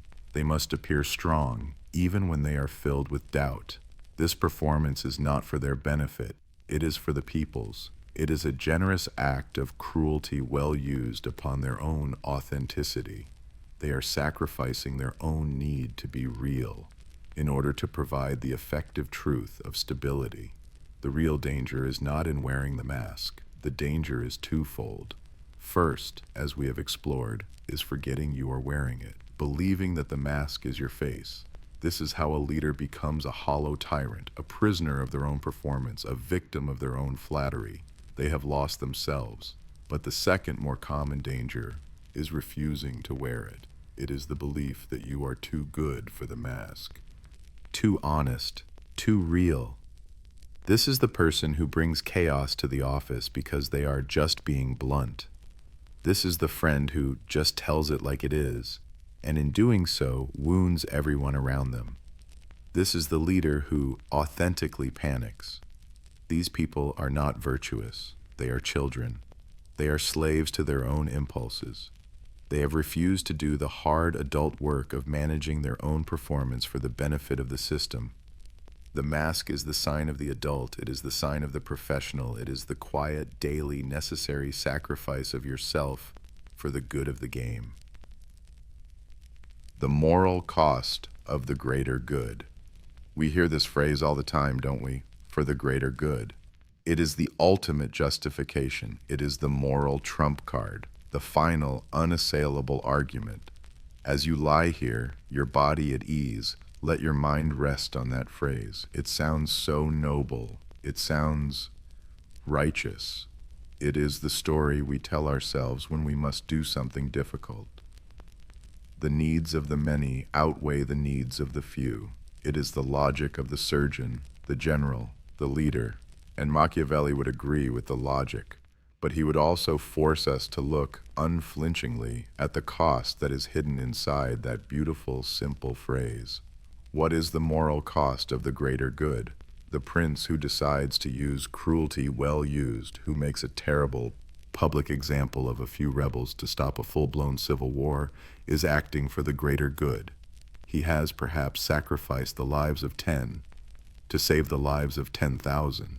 He is a savior. The math is clear. But what happens to him? What is the cost to the soul, to the humanity, of the person who must make that choice, who must sign that order, who must look not at the 10,000 abstract lives saved, but at the specific terrified faces of the 10 he is about to kill? This is the hidden calculus that is never spoken of. The greater good is never free. It is paid for in cold, hard currency by the conscience of the person who wields the knife. This is the leader who must lay off 100 people, plunging their families into crisis in order to save the company and the jobs of 1,000 others. The greater good is served. The company survives. But that leader knows they have just destroyed the lives of 100 families. They know that their decision, while logical and necessary, was a profound act of violence to those individuals. Can that leader then go home and sleep soundly? Can they truly believe they are still a good person? Or have they traded a piece of their own soul for the survival of the group? This is the true Machiavellian burden. It is the knowledge that to be an effective leader, you must be willing to make the calculation that a good person could not. You must be willing to objectify human beings, to see them not as souls, but as variables in an equation. 100 must go so that 1,000 can stay. This is the effective truth of management. It is a terrible, cold, and lonely mathematics. The world needs people who can do this math. Without them, the ship sinks. The company fails. The state collapses into chaos. We depend on these not good leaders to protect our good lives, but we also hate them for it.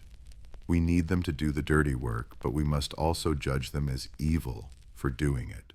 We need the greater good, but we punish the person who pays the moral cost. And this perhaps is the final, lonely tragedy of the prince. He must be willing to sacrifice not only his enemies, not only his friends, but his own virtue. He must be willing to be damned in the eyes of his people, and perhaps in his own, so that the greater good can exist at all. He must accept that his soul is the first and last price of power. Controlling the narrative of history. What is history? As you drift, your own memories of the day beginning to fade and reshape themselves, consider what a memory truly is. Is it the effective truth of what happened? Or is it the story we tell ourselves about what happened? And which one is more powerful? Machiavelli, the great realist, understood that history is not a science. It is a narrative. And like all narratives, it is written by someone. It has a protagonist, a villain, and a moral. And he knew with chilling clarity that the most important power of a prince is not just to make history, but to write it. The person who controls the present may have power, but the person who controls the past has control over the future. How does a prince do this, Marv? He does it by understanding that what is seen is always more powerful than what is. He is an architect of symbols. When he builds a great monument, a grand cathedral, a triumphal arch, he is not just building with stone, he is building a fact. He is writing a story into the landscape of the city, a story of power, piety, or victory. Generations later, the reason for the monument is forgotten. The debates, the costs, the effective truth of its creation, all gone. Only the story of the stone remains. We are a great people, the arch silently proclaims, because this great monument is here. When a prince executes a traitor, he does not do it in a quiet room. He does it in the public square. It is not an execution. It is a performance. It is a piece of theater. It is a lesson, a sermon, a narrative of crime and consequence written in the blood of the unfortunate. It is designed to be remembered. It is designed to become a story that people tell their children. Do not cross the prince, or this is your end. We see this in our own modern world. The corporation that is caught in a scandal does not just apologize. It controls the narrative. It launches a new green initiative. It donates millions to charity. It releases commercials about family and community. It is not addressing the fact of what it did. It is furiously writing a new story, a new chapter, hoping that this new narrative will become the only thing people remember. It is the art of appearing without having to be. The winner of the war is not the person who was right. They are the person who is left. And because they are left, they are the ones who get to write the textbooks. They are the ones who build the monuments. They are the ones who frame the enemy as a villain and themselves as the liberators. The enemy you know becomes the enemy of history. The prince knows that the battle for today is fought with good arms, but the battle for tomorrow, for his legacy, is fought with good laws and good stories. The ultimate power is to make your version of the past the only version, to make your mask the face that is carved in stone. Because if you can control what people believe happened, you can control what they believe is possible. The calculated release of chaos. We are creatures who crave order. We build routines, we follow schedules, we create laws, all in a desperate attempt to hold back the unpredictable tide of Fortuna. We believe that chaos is the enemy. It is the storm. It is the fire. It is the thing that undoes us. And a good leader, we assume, is a leader who prevents chaos. As you lie in this safe, orderly space, your breathing regular, your body still, let your mind play with a much more dangerous idea. What if chaos was not the enemy? What if chaos, like cruelty, was just another tool? What if the calculated release of chaos was the most sophisticated weapon a prince could possess? This is a strategy of the true grandmaster.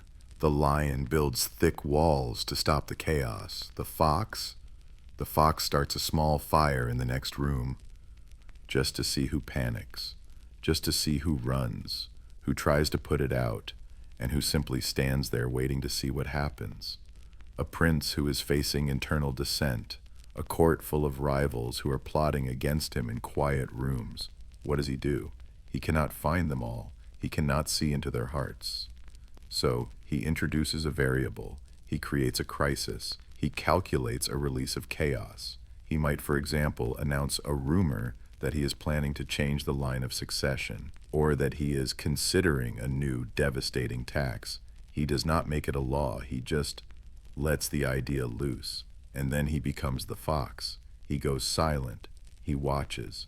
The court is thrown into turmoil. The chaos of the rumor forces everyone to act. They are forced to show their hand. Those who are loyal will rush to him, asking for clarity. Those who are ambitious will immediately start forming new alliances, and those who are enemies will begin to plot now in the open, thinking his indecision is a sign of weakness. He has done nothing, and yet he has learned everything. He has used the threat of change as a chemical agent, poured into the system to reveal the hidden alignments. We see this in corporate shakeups. The CEO announces a reorganization. They don't give any details. They just release the chaos of the idea. For 2 weeks, the office is paralyzed, but the CEO is not paralyzed. They are watching. They are seeing who fights for their old territory, a threat, who offers a new, innovative solution, an asset, and who quietly tries to undermine their rivals, a tool. The chaos is a test. It is a way to break the rules to save the game. The prince creates a controlled storm so that he can identify the weak points in his own ship and identify the crewmen who are secretly drilling holes. It is a terrifyingly high-risk maneuver. If the chaos is too great, the leader is consumed by the very fire they started. But the prince who can master this, the one who can ride the small wave of chaos they have created, is the one who will never be surprised by the real storm. They have already seen what everyone is made of. The gravity of small concessions. A single drop of water. Can it break a stone? No, not on its own. It is a single, harmless, insignificant drop. But what if that drop falls again, and again, and again, in the exact same place for 1,000 years? This is the nature of erosion, and this is the true hidden gravity of the small concession. As you rest, think about a time you said yes when you wanted to say no, a small thing. It's not worth the fight. It's just this once. I'll just do it to keep the peace. It felt like nothing. It felt perhaps like being generous or flexible, but Machiavelli would see this not as flexibility, but as a fatal structural error. He would see it as the generosity that destroys. Because power is not always taken in a great lion-like stroke of force. More often, far more often, it is given away. It is surrendered in 1,000 tiny paper-cut concessions until you are left with nothing. This is the strategy of the salami tactic. A rival, an institution, a partner, never asks for everything at once. They know you would say no. They know you would fight. So they ask for one thin, reasonable slice, and you give it because it's just one slice. But what you have done is not just given away a slice. You have reset the baseline. You have redrawn the boundary. The new line is now the starting point for the next negotiation. This is the boiling frog in the cold water of power. The temperature only goes up by 1 degree. You make a small concession to your boss on a Friday night, just this once. The next week, the request is no longer a request. It is an expectation. The baseline has moved. You have, with your own generous concession, taught them how to treat you. In politics, it is the slow, steady erosion of freedoms. A new temporary security measure is put in place. It is a small concession for the greater good. But the temporary measure is never rolled back. And then another is added, and another. Each one is a small concession until, years later, the people wake up in a world they never agreed to, without a single dramatic moment of tyranny they could have fought against. The gravity of the small concession is that it is invisible. You do not feel the moment you lost your power. There is no single event to point to. It is the slow, patient, and irreversible accumulation of your own small surrenders. The prince who understands this never makes a small concession without understanding its full cost. They know that just this once is the most expensive phrase in the language. They know that the line must be held at the beginning, because once the first drop has struck the stone, the second and the third are already on their way, and the end, now, is inevitable. How to govern a divided mind. As you lie here, your body at rest, let your mind turn inward. Observe the state of your own thoughts. Is it a peaceful, unified kingdom, or is it a territory at war with itself? We are all, internally, a divided mind. A part of us wants to be healthy. Another part wants the comfort of the unhealthy choice. A part of us wants to be disciplined. Another part craves freedom. We are a collection of competing factions, a civil war of impulses, fears, and desires. And you are the prince who must govern this chaotic, divided state. Now apply Machiavelli's logic to this internal kingdom. How do you govern your own divided mind? Do you, like the good but ineffective leader, simply hope for the best? Do you try to rule with love alone, telling yourself to just be positive, only to find your love betrayed by your own fickle and covetous impulses? Do you find your resolutions, your good laws, are completely ignored because you have no good arms, no consequences to enforce them? A Machiavellian approach to your own mind is a radical act of self-realism. It is the effective truth of self-improvement. It begins by accepting that your impulses are not your friends. They are nobles, arrogant and powerful, who desire to oppress your long-term goals. Your rational self, the prince, must become the champion of the people being your future health, your future success, your future peace. To do this, you cannot be a generous ruler, giving in to every request for just this once. That is the generosity that destroys. You must be willing to be seen as a miser by your own impulses. You must be willing to apply cruelty well used, the sharp surgical pain of discipline once, decisively, to stop the chaos of bad habits. You must establish a fear of consequences, not a hatred, but a cold, predictable respect for the new rules. If I do this, then this will happen. It is the impersonal law of the cliff. But just as the prince must reflect the people's desires, you must also reflect the desires of your own best self. You must weaponize your own flattery, controlling the narrative of your own history. When you succeed, you build a monument to it. You write it down. You remember it. You are controlling the story of who you are. You are building a new, more powerful mask. And what of the divided mind? A truly skilled prince does not crush all division. He uses it. He knows that never waste a good enemy applies to his own flaws.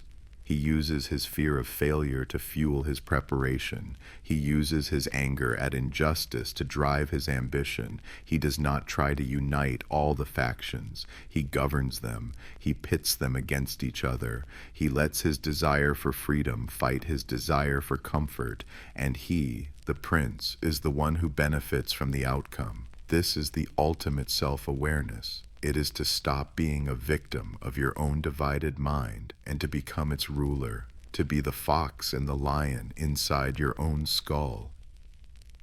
The power of omission. We live in an age of exposure, of total, relentless information. We are told to be transparent, open, and authentic. We are taught that to add more features, more words, more apologies, more explanations, is a sign of thoroughness and honesty. As you rest in the quiet, where the world is defined not by what is present, but by what is absent, by the omission of light and sound, consider the forgotten, superior power of what is not said. The true artist, the true strategist, is not a master of addition. They are a master of omission. They understand that what you leave out is what defines the thing you leave in. A sculptor creates the statue by omitting the marble that is not the statue. A poet creates meaning by the silence that surrounds the word. A prince creates power by the same method. When you are accused, what is the weakest position? It is to deny, point by point, every single claim. It is to add more information. You are fickle, covetous, and false. You are reactive. You are playing their game. You are honoring their accusations with your attention. The effective truth of your denial is that you sound defensive, and to be defensive is to appear guilty. The powerful response is the response of omission. You do not address the details. You do not get pulled into the mud. You omit the entire argument. You let it die of starvation by refusing to feed it your energy.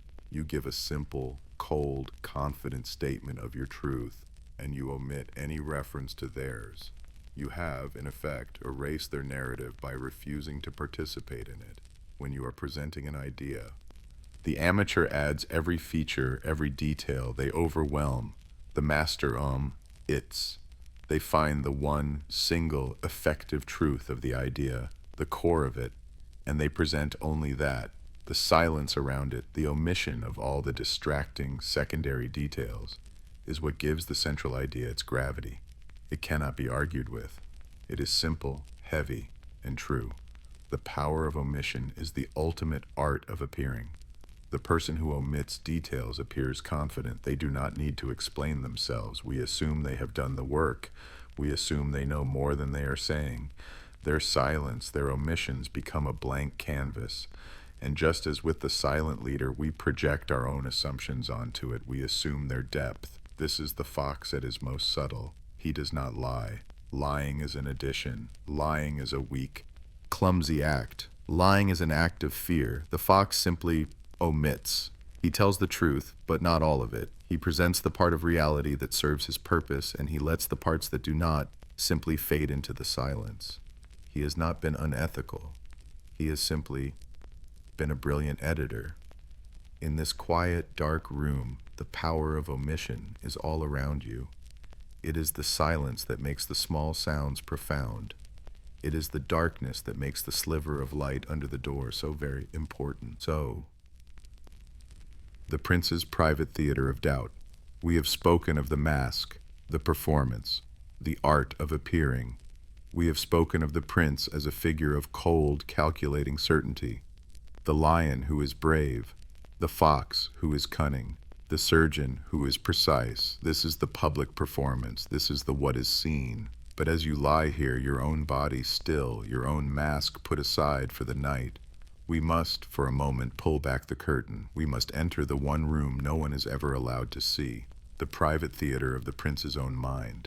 And what do we find there? We do not find a king. We do not find a strategist. We find a human being. We find a space filled with a crushing, paralyzing, and absolute doubt.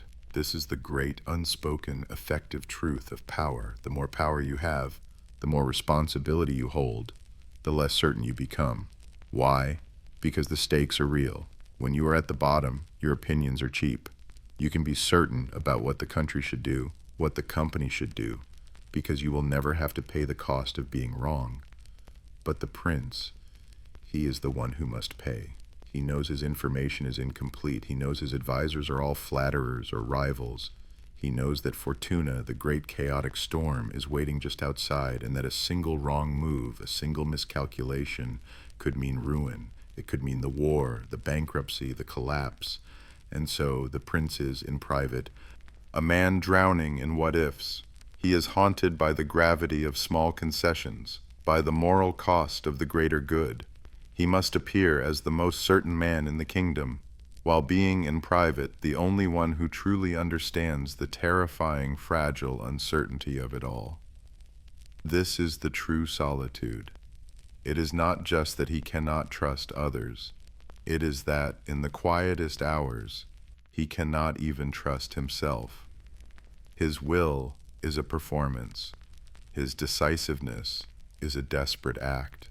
He is an actor playing the role of the Prince in a private, empty theater to an audience of one, and he is terrified. This is the virtù that Machiavelli truly respected. It is not the absence of fear or doubt. It is the courage to act decisively in spite of that doubt. It is the psychological strength to walk out of that private, dark theater, to put the heavy, cold mask back on, to step into the blinding lights of the public court, and to give the order.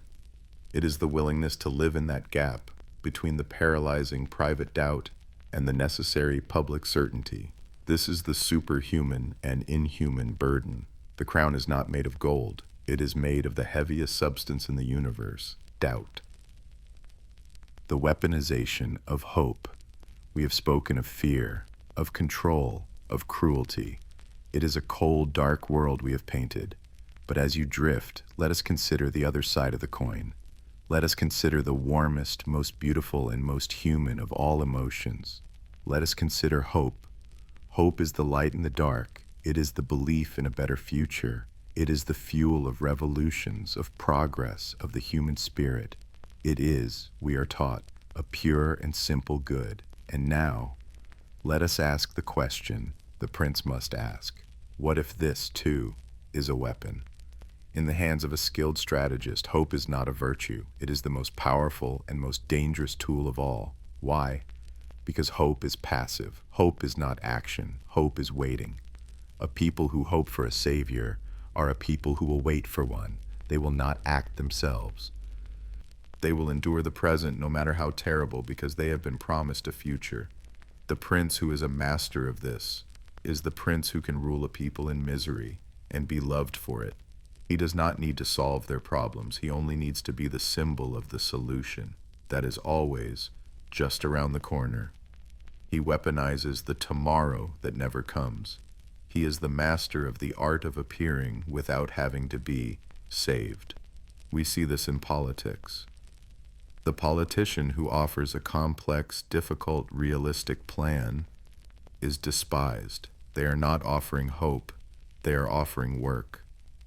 But the politician who offers a simple, beautiful, impossible dream, a chicken in every pot, a return to a golden age, the end of all our problems, that politician is adored.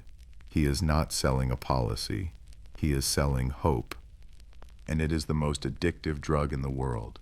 He has given the people permission to stop thinking and to start believing. This is the flattery of the masses. It is telling them what they wish was true, and it is far more effective than fear. Fear makes people compliant but resentful. They obey, but they are a coiled spring waiting to rebel. But hope makes people loyal. It makes them passive. It makes them obedient in a way fear never could. They will willingly walk into the fire if you have convinced them that paradise is on the other side. The prince who rules by fear is the lion. He is brutal, and he will one day be trapped. But the prince who rules by hope, he is the fox at his most brilliant and most terrible. He is the Prince of Peace, the great liberator. He has become a mirror of the people's desires, and he has done it without changing a single effective truth of their situation. He has made the illusion of neutrality into an entire architecture of fear, but he has called it hope, and that is a power that is truly unassailable. The difference between what is seen and what is. As you lie here in this quiet, dark room, you are in a space defined by this very principle. There is the room as it is, the effective truth of the furniture, the walls, the precise objects, a truth you cannot at this moment see. And then there is the room as it seems, the what is seen, a space of shadows, of vague shapes, of possibilities. In this darkness, a coat hanging on a door is no longer a coat. It is a figure. It is a story. Your mind has filled the gap, and the seen has become more real than the is. This is the territory where the prince rules. Machiavelli built his entire philosophy on this gap. He wrote, "Men, in general, judge more by the eyes than by the hands.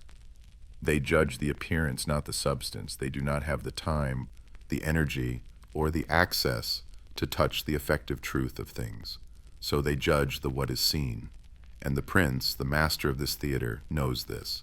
He does not waste his energy trying to be a good man in his soul. He spends his energy curating the appearance of a good man. He knows that his performance of virtue is more politically powerful than the actual possession of it. He is a mirror of the people, a vessel, a mask. His entire state is a stage. This is not just a lie, it is a profound and perhaps necessary mechanism of human society. We need the what is seen, we crave it. We need the surgeon to appear calm, even if, as he is worried. We need the pilot to appear confident, even if, as he feels a moment of doubt. Their appearance gives us the stability to function. Their mask is a service they perform for us. The prince simply takes this to its ultimate conclusion. His entire kingdom is built on this service. He provides the spectacle of justice, the architecture of fear, the narrative of history. All of these are what is seen. They are the grand public performances that create the feeling of order, the feeling of safety, the what is behind the curtain, the private theater of doubt, the moral cost, the cruelty well used. is a truth the people cannot handle. They do not want to see it. It is too bright. It is too cold. And so, the prince becomes the great curator of reality. He stands between the people and the effective truth, and he builds a beautiful, necessary, and completely artificial story. This is the great, quiet, tragic work of leadership. The prince is the man who must live permanently in the cold, dark, lonely gap between what is seen and what is. He must carry the truth so that everyone else can live comfortably in the performance. As you drift, you understand this. You are at this moment living in what is seen. The world is a soft, dark, quiet story, and for now, it is all you need. The patience of the fox, waiting for the lion's moment. We have spoken of the two animals, the lion, who is force, the fox, who is cunning. We have praised the fox, his silence, his patience, his slow erosion of arrival. It seems that the fox is the true master, but as you rest, your mind tracing these complex patterns, let us find the deeper, more difficult truth. The fox, alone, is not enough. A person who is only the fox, who only schemes, who only avoids, who only waits, is, in the end, a coward. He is a creature of pure passivity. He will see the traps, yes, but he will never himself act. He will never build, he will never conquer, he will never acquire anything. He will simply, cleverly, survive. And survival is not power. This is the true, hidden genius of the Virtù that Machiavelli described. It is not about being the fox. It is about using the patience of the fox to wait for the precise, perfect, and inevitable lion's moment. What is this moment? It is the moment when the calculated release of chaos has revealed your enemies. It is the moment when the slow erosion is complete and your rival is isolated and weak. It is the moment when Fortuna, the great storm, has for a single brief second created an opportunity. In that single fleeting moment, the time for cunning is over. The time for small concessions is over. The time for thinking is over. This is the moment to act. This is the moment the fox transforms. This is the moment the prince must become the lion. He must shed the skin of cunning and reveal the muscle of decisive, overwhelming, and even violent force. He must, as Machiavelli said, be able to compel, not just to beg. This is the virtue of the leader. It is a perfect, hybrid, and monstrous wisdom. It is the patience to wait, for months, for years, and the courage to act in a second. We see this in our own lives. We see the fox who overthinks, the person who plans and revises and waits for the perfect time to start the business or to have the hard conversation. The perfect time never comes. They are a fox forever. They will die cleverly in their den. But the true prince, they do the work of the fox. They save the money, they make the plan, they watch the rival, and then Fortuna shifts. The rival makes a mistake. The market opens, and that day, they pounce. They are no longer the fox. They are the lion. They commit. They are all in. They force the new order of things. They have used the mind of the fox to set up the kill for the lion. As you settle deeper, you can feel this rhythm, the long, slow, quiet inhale of the fox, the patience, the gathering of potential, and then the sudden, explosive, decisive exhale of the lion. That is the breath of power. The spectacle of justice. What is justice? In our ideal world, the world as it ought to be, justice is a quiet, intellectual thing. It is a set of good laws. It is a balanced scale. It is a rational debate, a fair trial. It is a moral, philosophical concept. As you lie here, letting those ideals dissolve into the stillness, let us look at justice through the cold, clear eyes of the prince. In the effective truth of the world, justice is not a concept. It is not a law. It is a performance. It is a spectacle. and its purpose is not to be fair. Its purpose is to restore the feeling of order and to reinforce the power of the prince. Machiavelli understood that men are moved more by what they see than by what they feel. A quiet justice, a private punishment, is useless. It has no power. If a traitor is arrested in the night and justly imprisoned, what have the people seen? Nothing. What has been the effect? Nothing. The rumor of the treason is more powerful than the fact of the punishment. But what if the traitor is captured, and what if the prince, instead of a fair trial, puts on a spectacle? What if the traitor is paraded through the streets? What if the evidence, real or not, is displayed for all to see? And what if the punishment is not just cruel, but cruelty well used? A single, swift, public, and terrible act. The effect is immediate. The people are not thinking about the fairness of the trial. They are feeling the power of the prince. They are seeing the consequence of betrayal. The spectacle of justice is not about the man being punished. He is irrelevant. He is a prop. The spectacle is about everyone else. It is a message. It is a narrative of history being written, not in a book, but on the body of the unfortunate. It is a horrifying but necessary piece of theater. It is the good arm visibly holding up the good law. We think we are beyond this. We think we are civilized, but we are not. Our modern world is obsessed with the spectacle of justice. We do not have public executions. We have the media trial. We have the public shaming. We have the scandal. We crave the performance of justice. We need to see the enemy, the corrupt politician, the failed CEO, the canceled celebrity, dragged through the digital public square. We need to see them lose everything. Their ruin is the spectacle, and it makes us feel that the system for a moment works.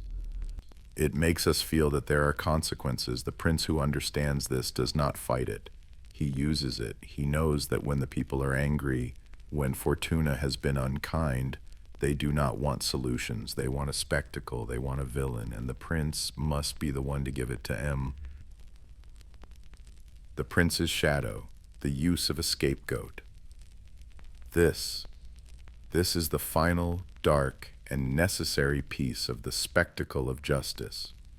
What happens when the people are angry, when the war is lost, when the economy fails, when the famine comes, and it is the prince's own fault?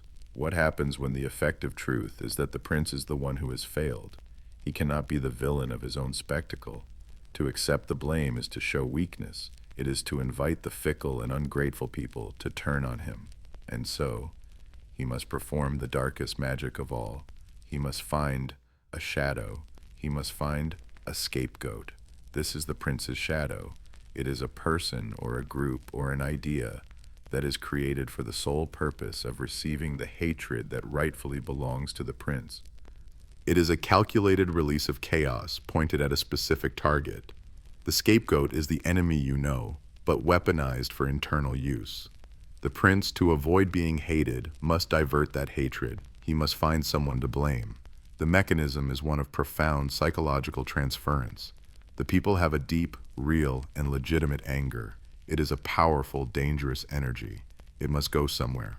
The prince's job is to aim it.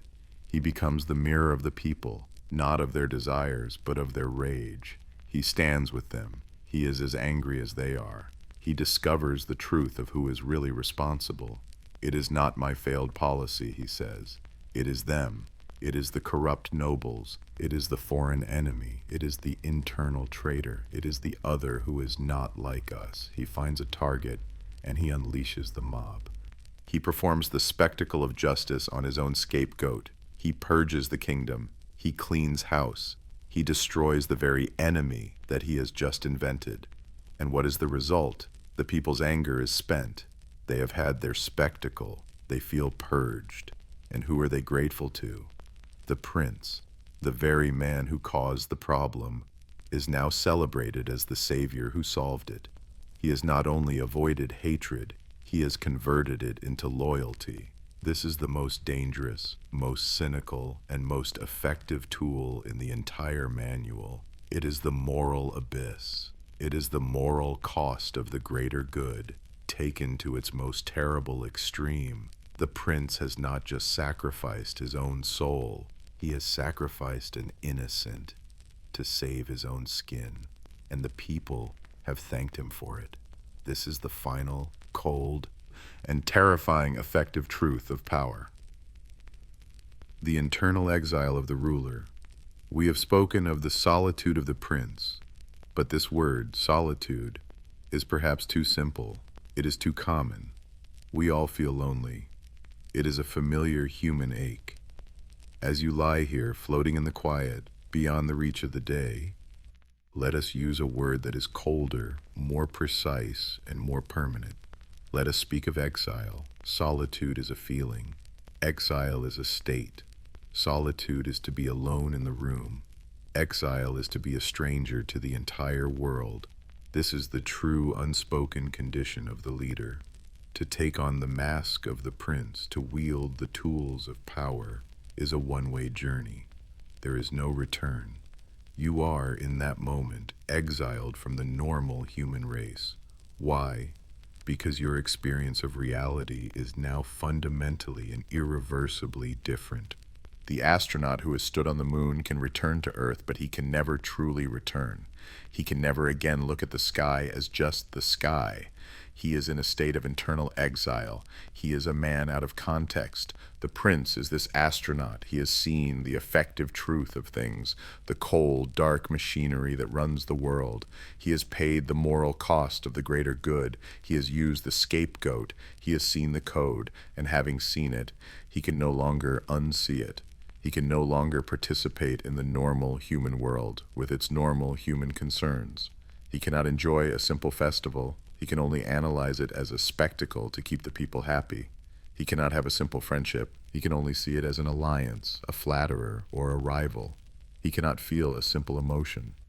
He must interrogate it as a potential weakness. He has become a stranger, not just to his people, but to himself. His authentic self, if it ever existed, is a country he was banished from long ago. He is a ghost in his own court. He is a function, a mechanism, a role, pretending to be a man. This is the exile. It is the inability to ever be simple again. It is the inability to ever be innocent. We look at the prince and we see power. We see the center of the world. But the prince, he is the only one who is not in it. He is a man governing a country to which he is no longer allowed to belong. As you rest in the quiet, in the simple, human act of preparing for sleep, feel how real that is, how grounded. The prince has sacrificed this. He is forever outside, looking in. Power is not a home. It is a one-way, irreversible banishment from the very world you sought to rule. The art of forgetting. Why leaders must move on. Our minds are built to remember. We are, each of us, a walking museum of our own past. We are shaped by our regrets, our wounds, our failures, and our victories. We are told those who forget the past are doomed to repeat it. It is a moral and practical warning. But as you lie here, your own memories of the day beginning to soften. What if this too is a luxury? What if for a leader the opposite is true? Those who remember everything are doomed to be paralyzed by it. This is the art of forgetting. It is one of the most secret and most necessary skills of the prince. Why? Because the job of the prince is to make decisions, and every single important decision is a wound. It is a moral cost. It is a small concession that haunts. It is a cruelty well used that leaves a scar. The leader who lays off 100 people to save 1,000. What happens if he remembers the faces of those 100 families? What happens if he carries that guilt, that effective truth with him every day? He will hesitate. The next time a hard decision is needed, he will be paralyzed. He will be haunted by the last decision. His memory will make him ineffective. He will become a good man and a bad leader. The prince cannot afford this.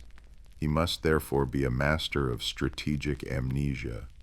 He must be a curator of his own history. He must be able to close the file.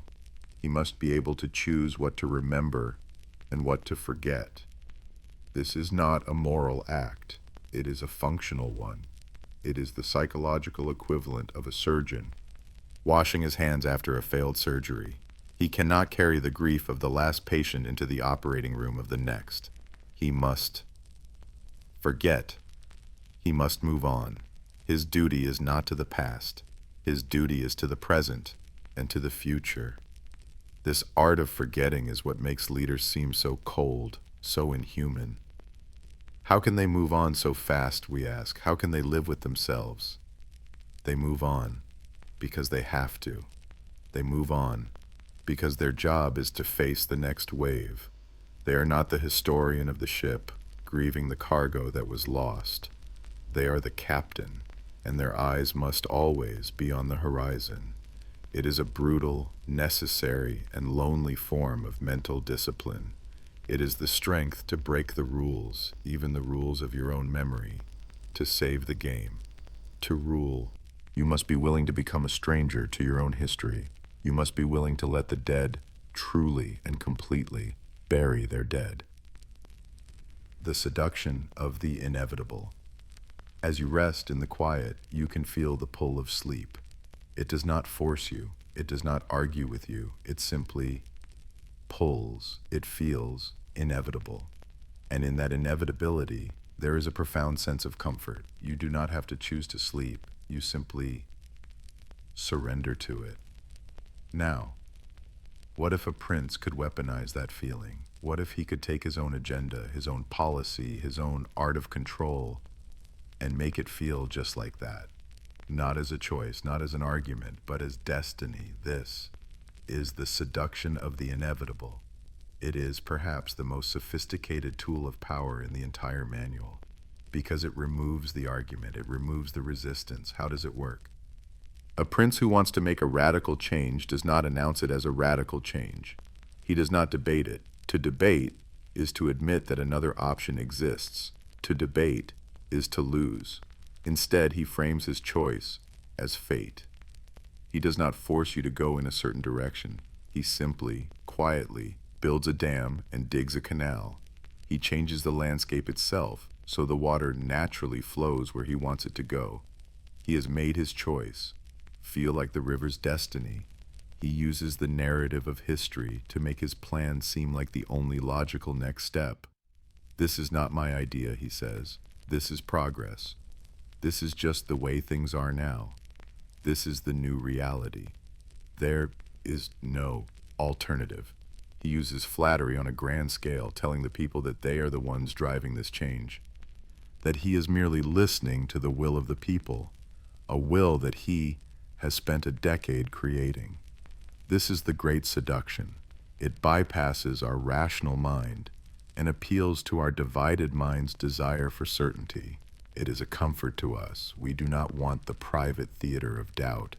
We want to be told that the future is set, and so we do not fight the inevitable. We adapt to it. We are the boiling frog, accepting the inevitable temperature rise. We are realistic. We go with the flow. The prince who can do this, the prince who can define what is inevitable, is the most powerful prince of all. He has not just won the game, he has changed the rules so that the only move left is the one he wanted you to make. The greatest power is not to win the argument.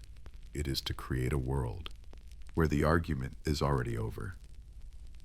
The final truth, power as a burden. We have come to the end. For these last 2 hours, as you have drifted towards sleep, we have walked the cold, stone corridors of Machiavelli's mind. We have looked at the effective truth. We have spoken of the art of appearing, of cruelty well used, of the lion and the fox.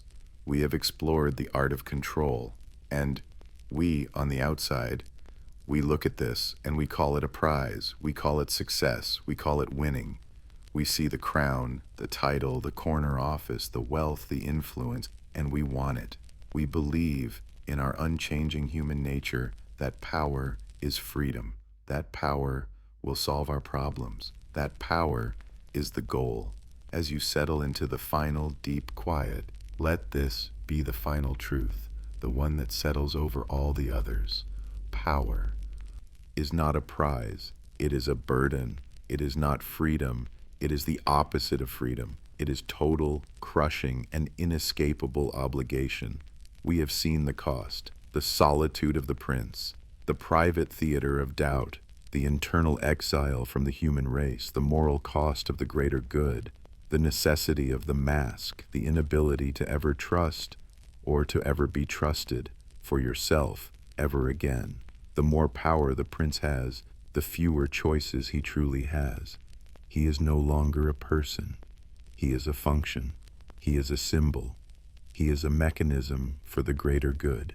He is a slave to the state, a slave to the role, a slave to the necessity. The man you were is the first moral cost you pay. He is the first scapegoat you must sacrifice. We see the story of Atlas holding up the world. We see his power. We see his strength. We do not see the agony. We do not see that he is a prisoner of the very thing he holds. He cannot move. He cannot rest. This is the prince. This is the final sad wisdom of Machiavelli. He was not writing a book for a happy man. He was writing a survival manual for a trapped one. He was writing for the man who was already burdened, the man who was already in the cage. The prize is to be free of this. The prize is to be able to just be a good person. The prize is to be you, here, now, in this room, able to simply let go. The crown is not a treasure, it is a cage, and the art of control is simply the art of learning to live inside it without losing your mind. If you made it this far, you're part of a small circle of restless minds. Comment, "I know the secret." We'll recognize each other there.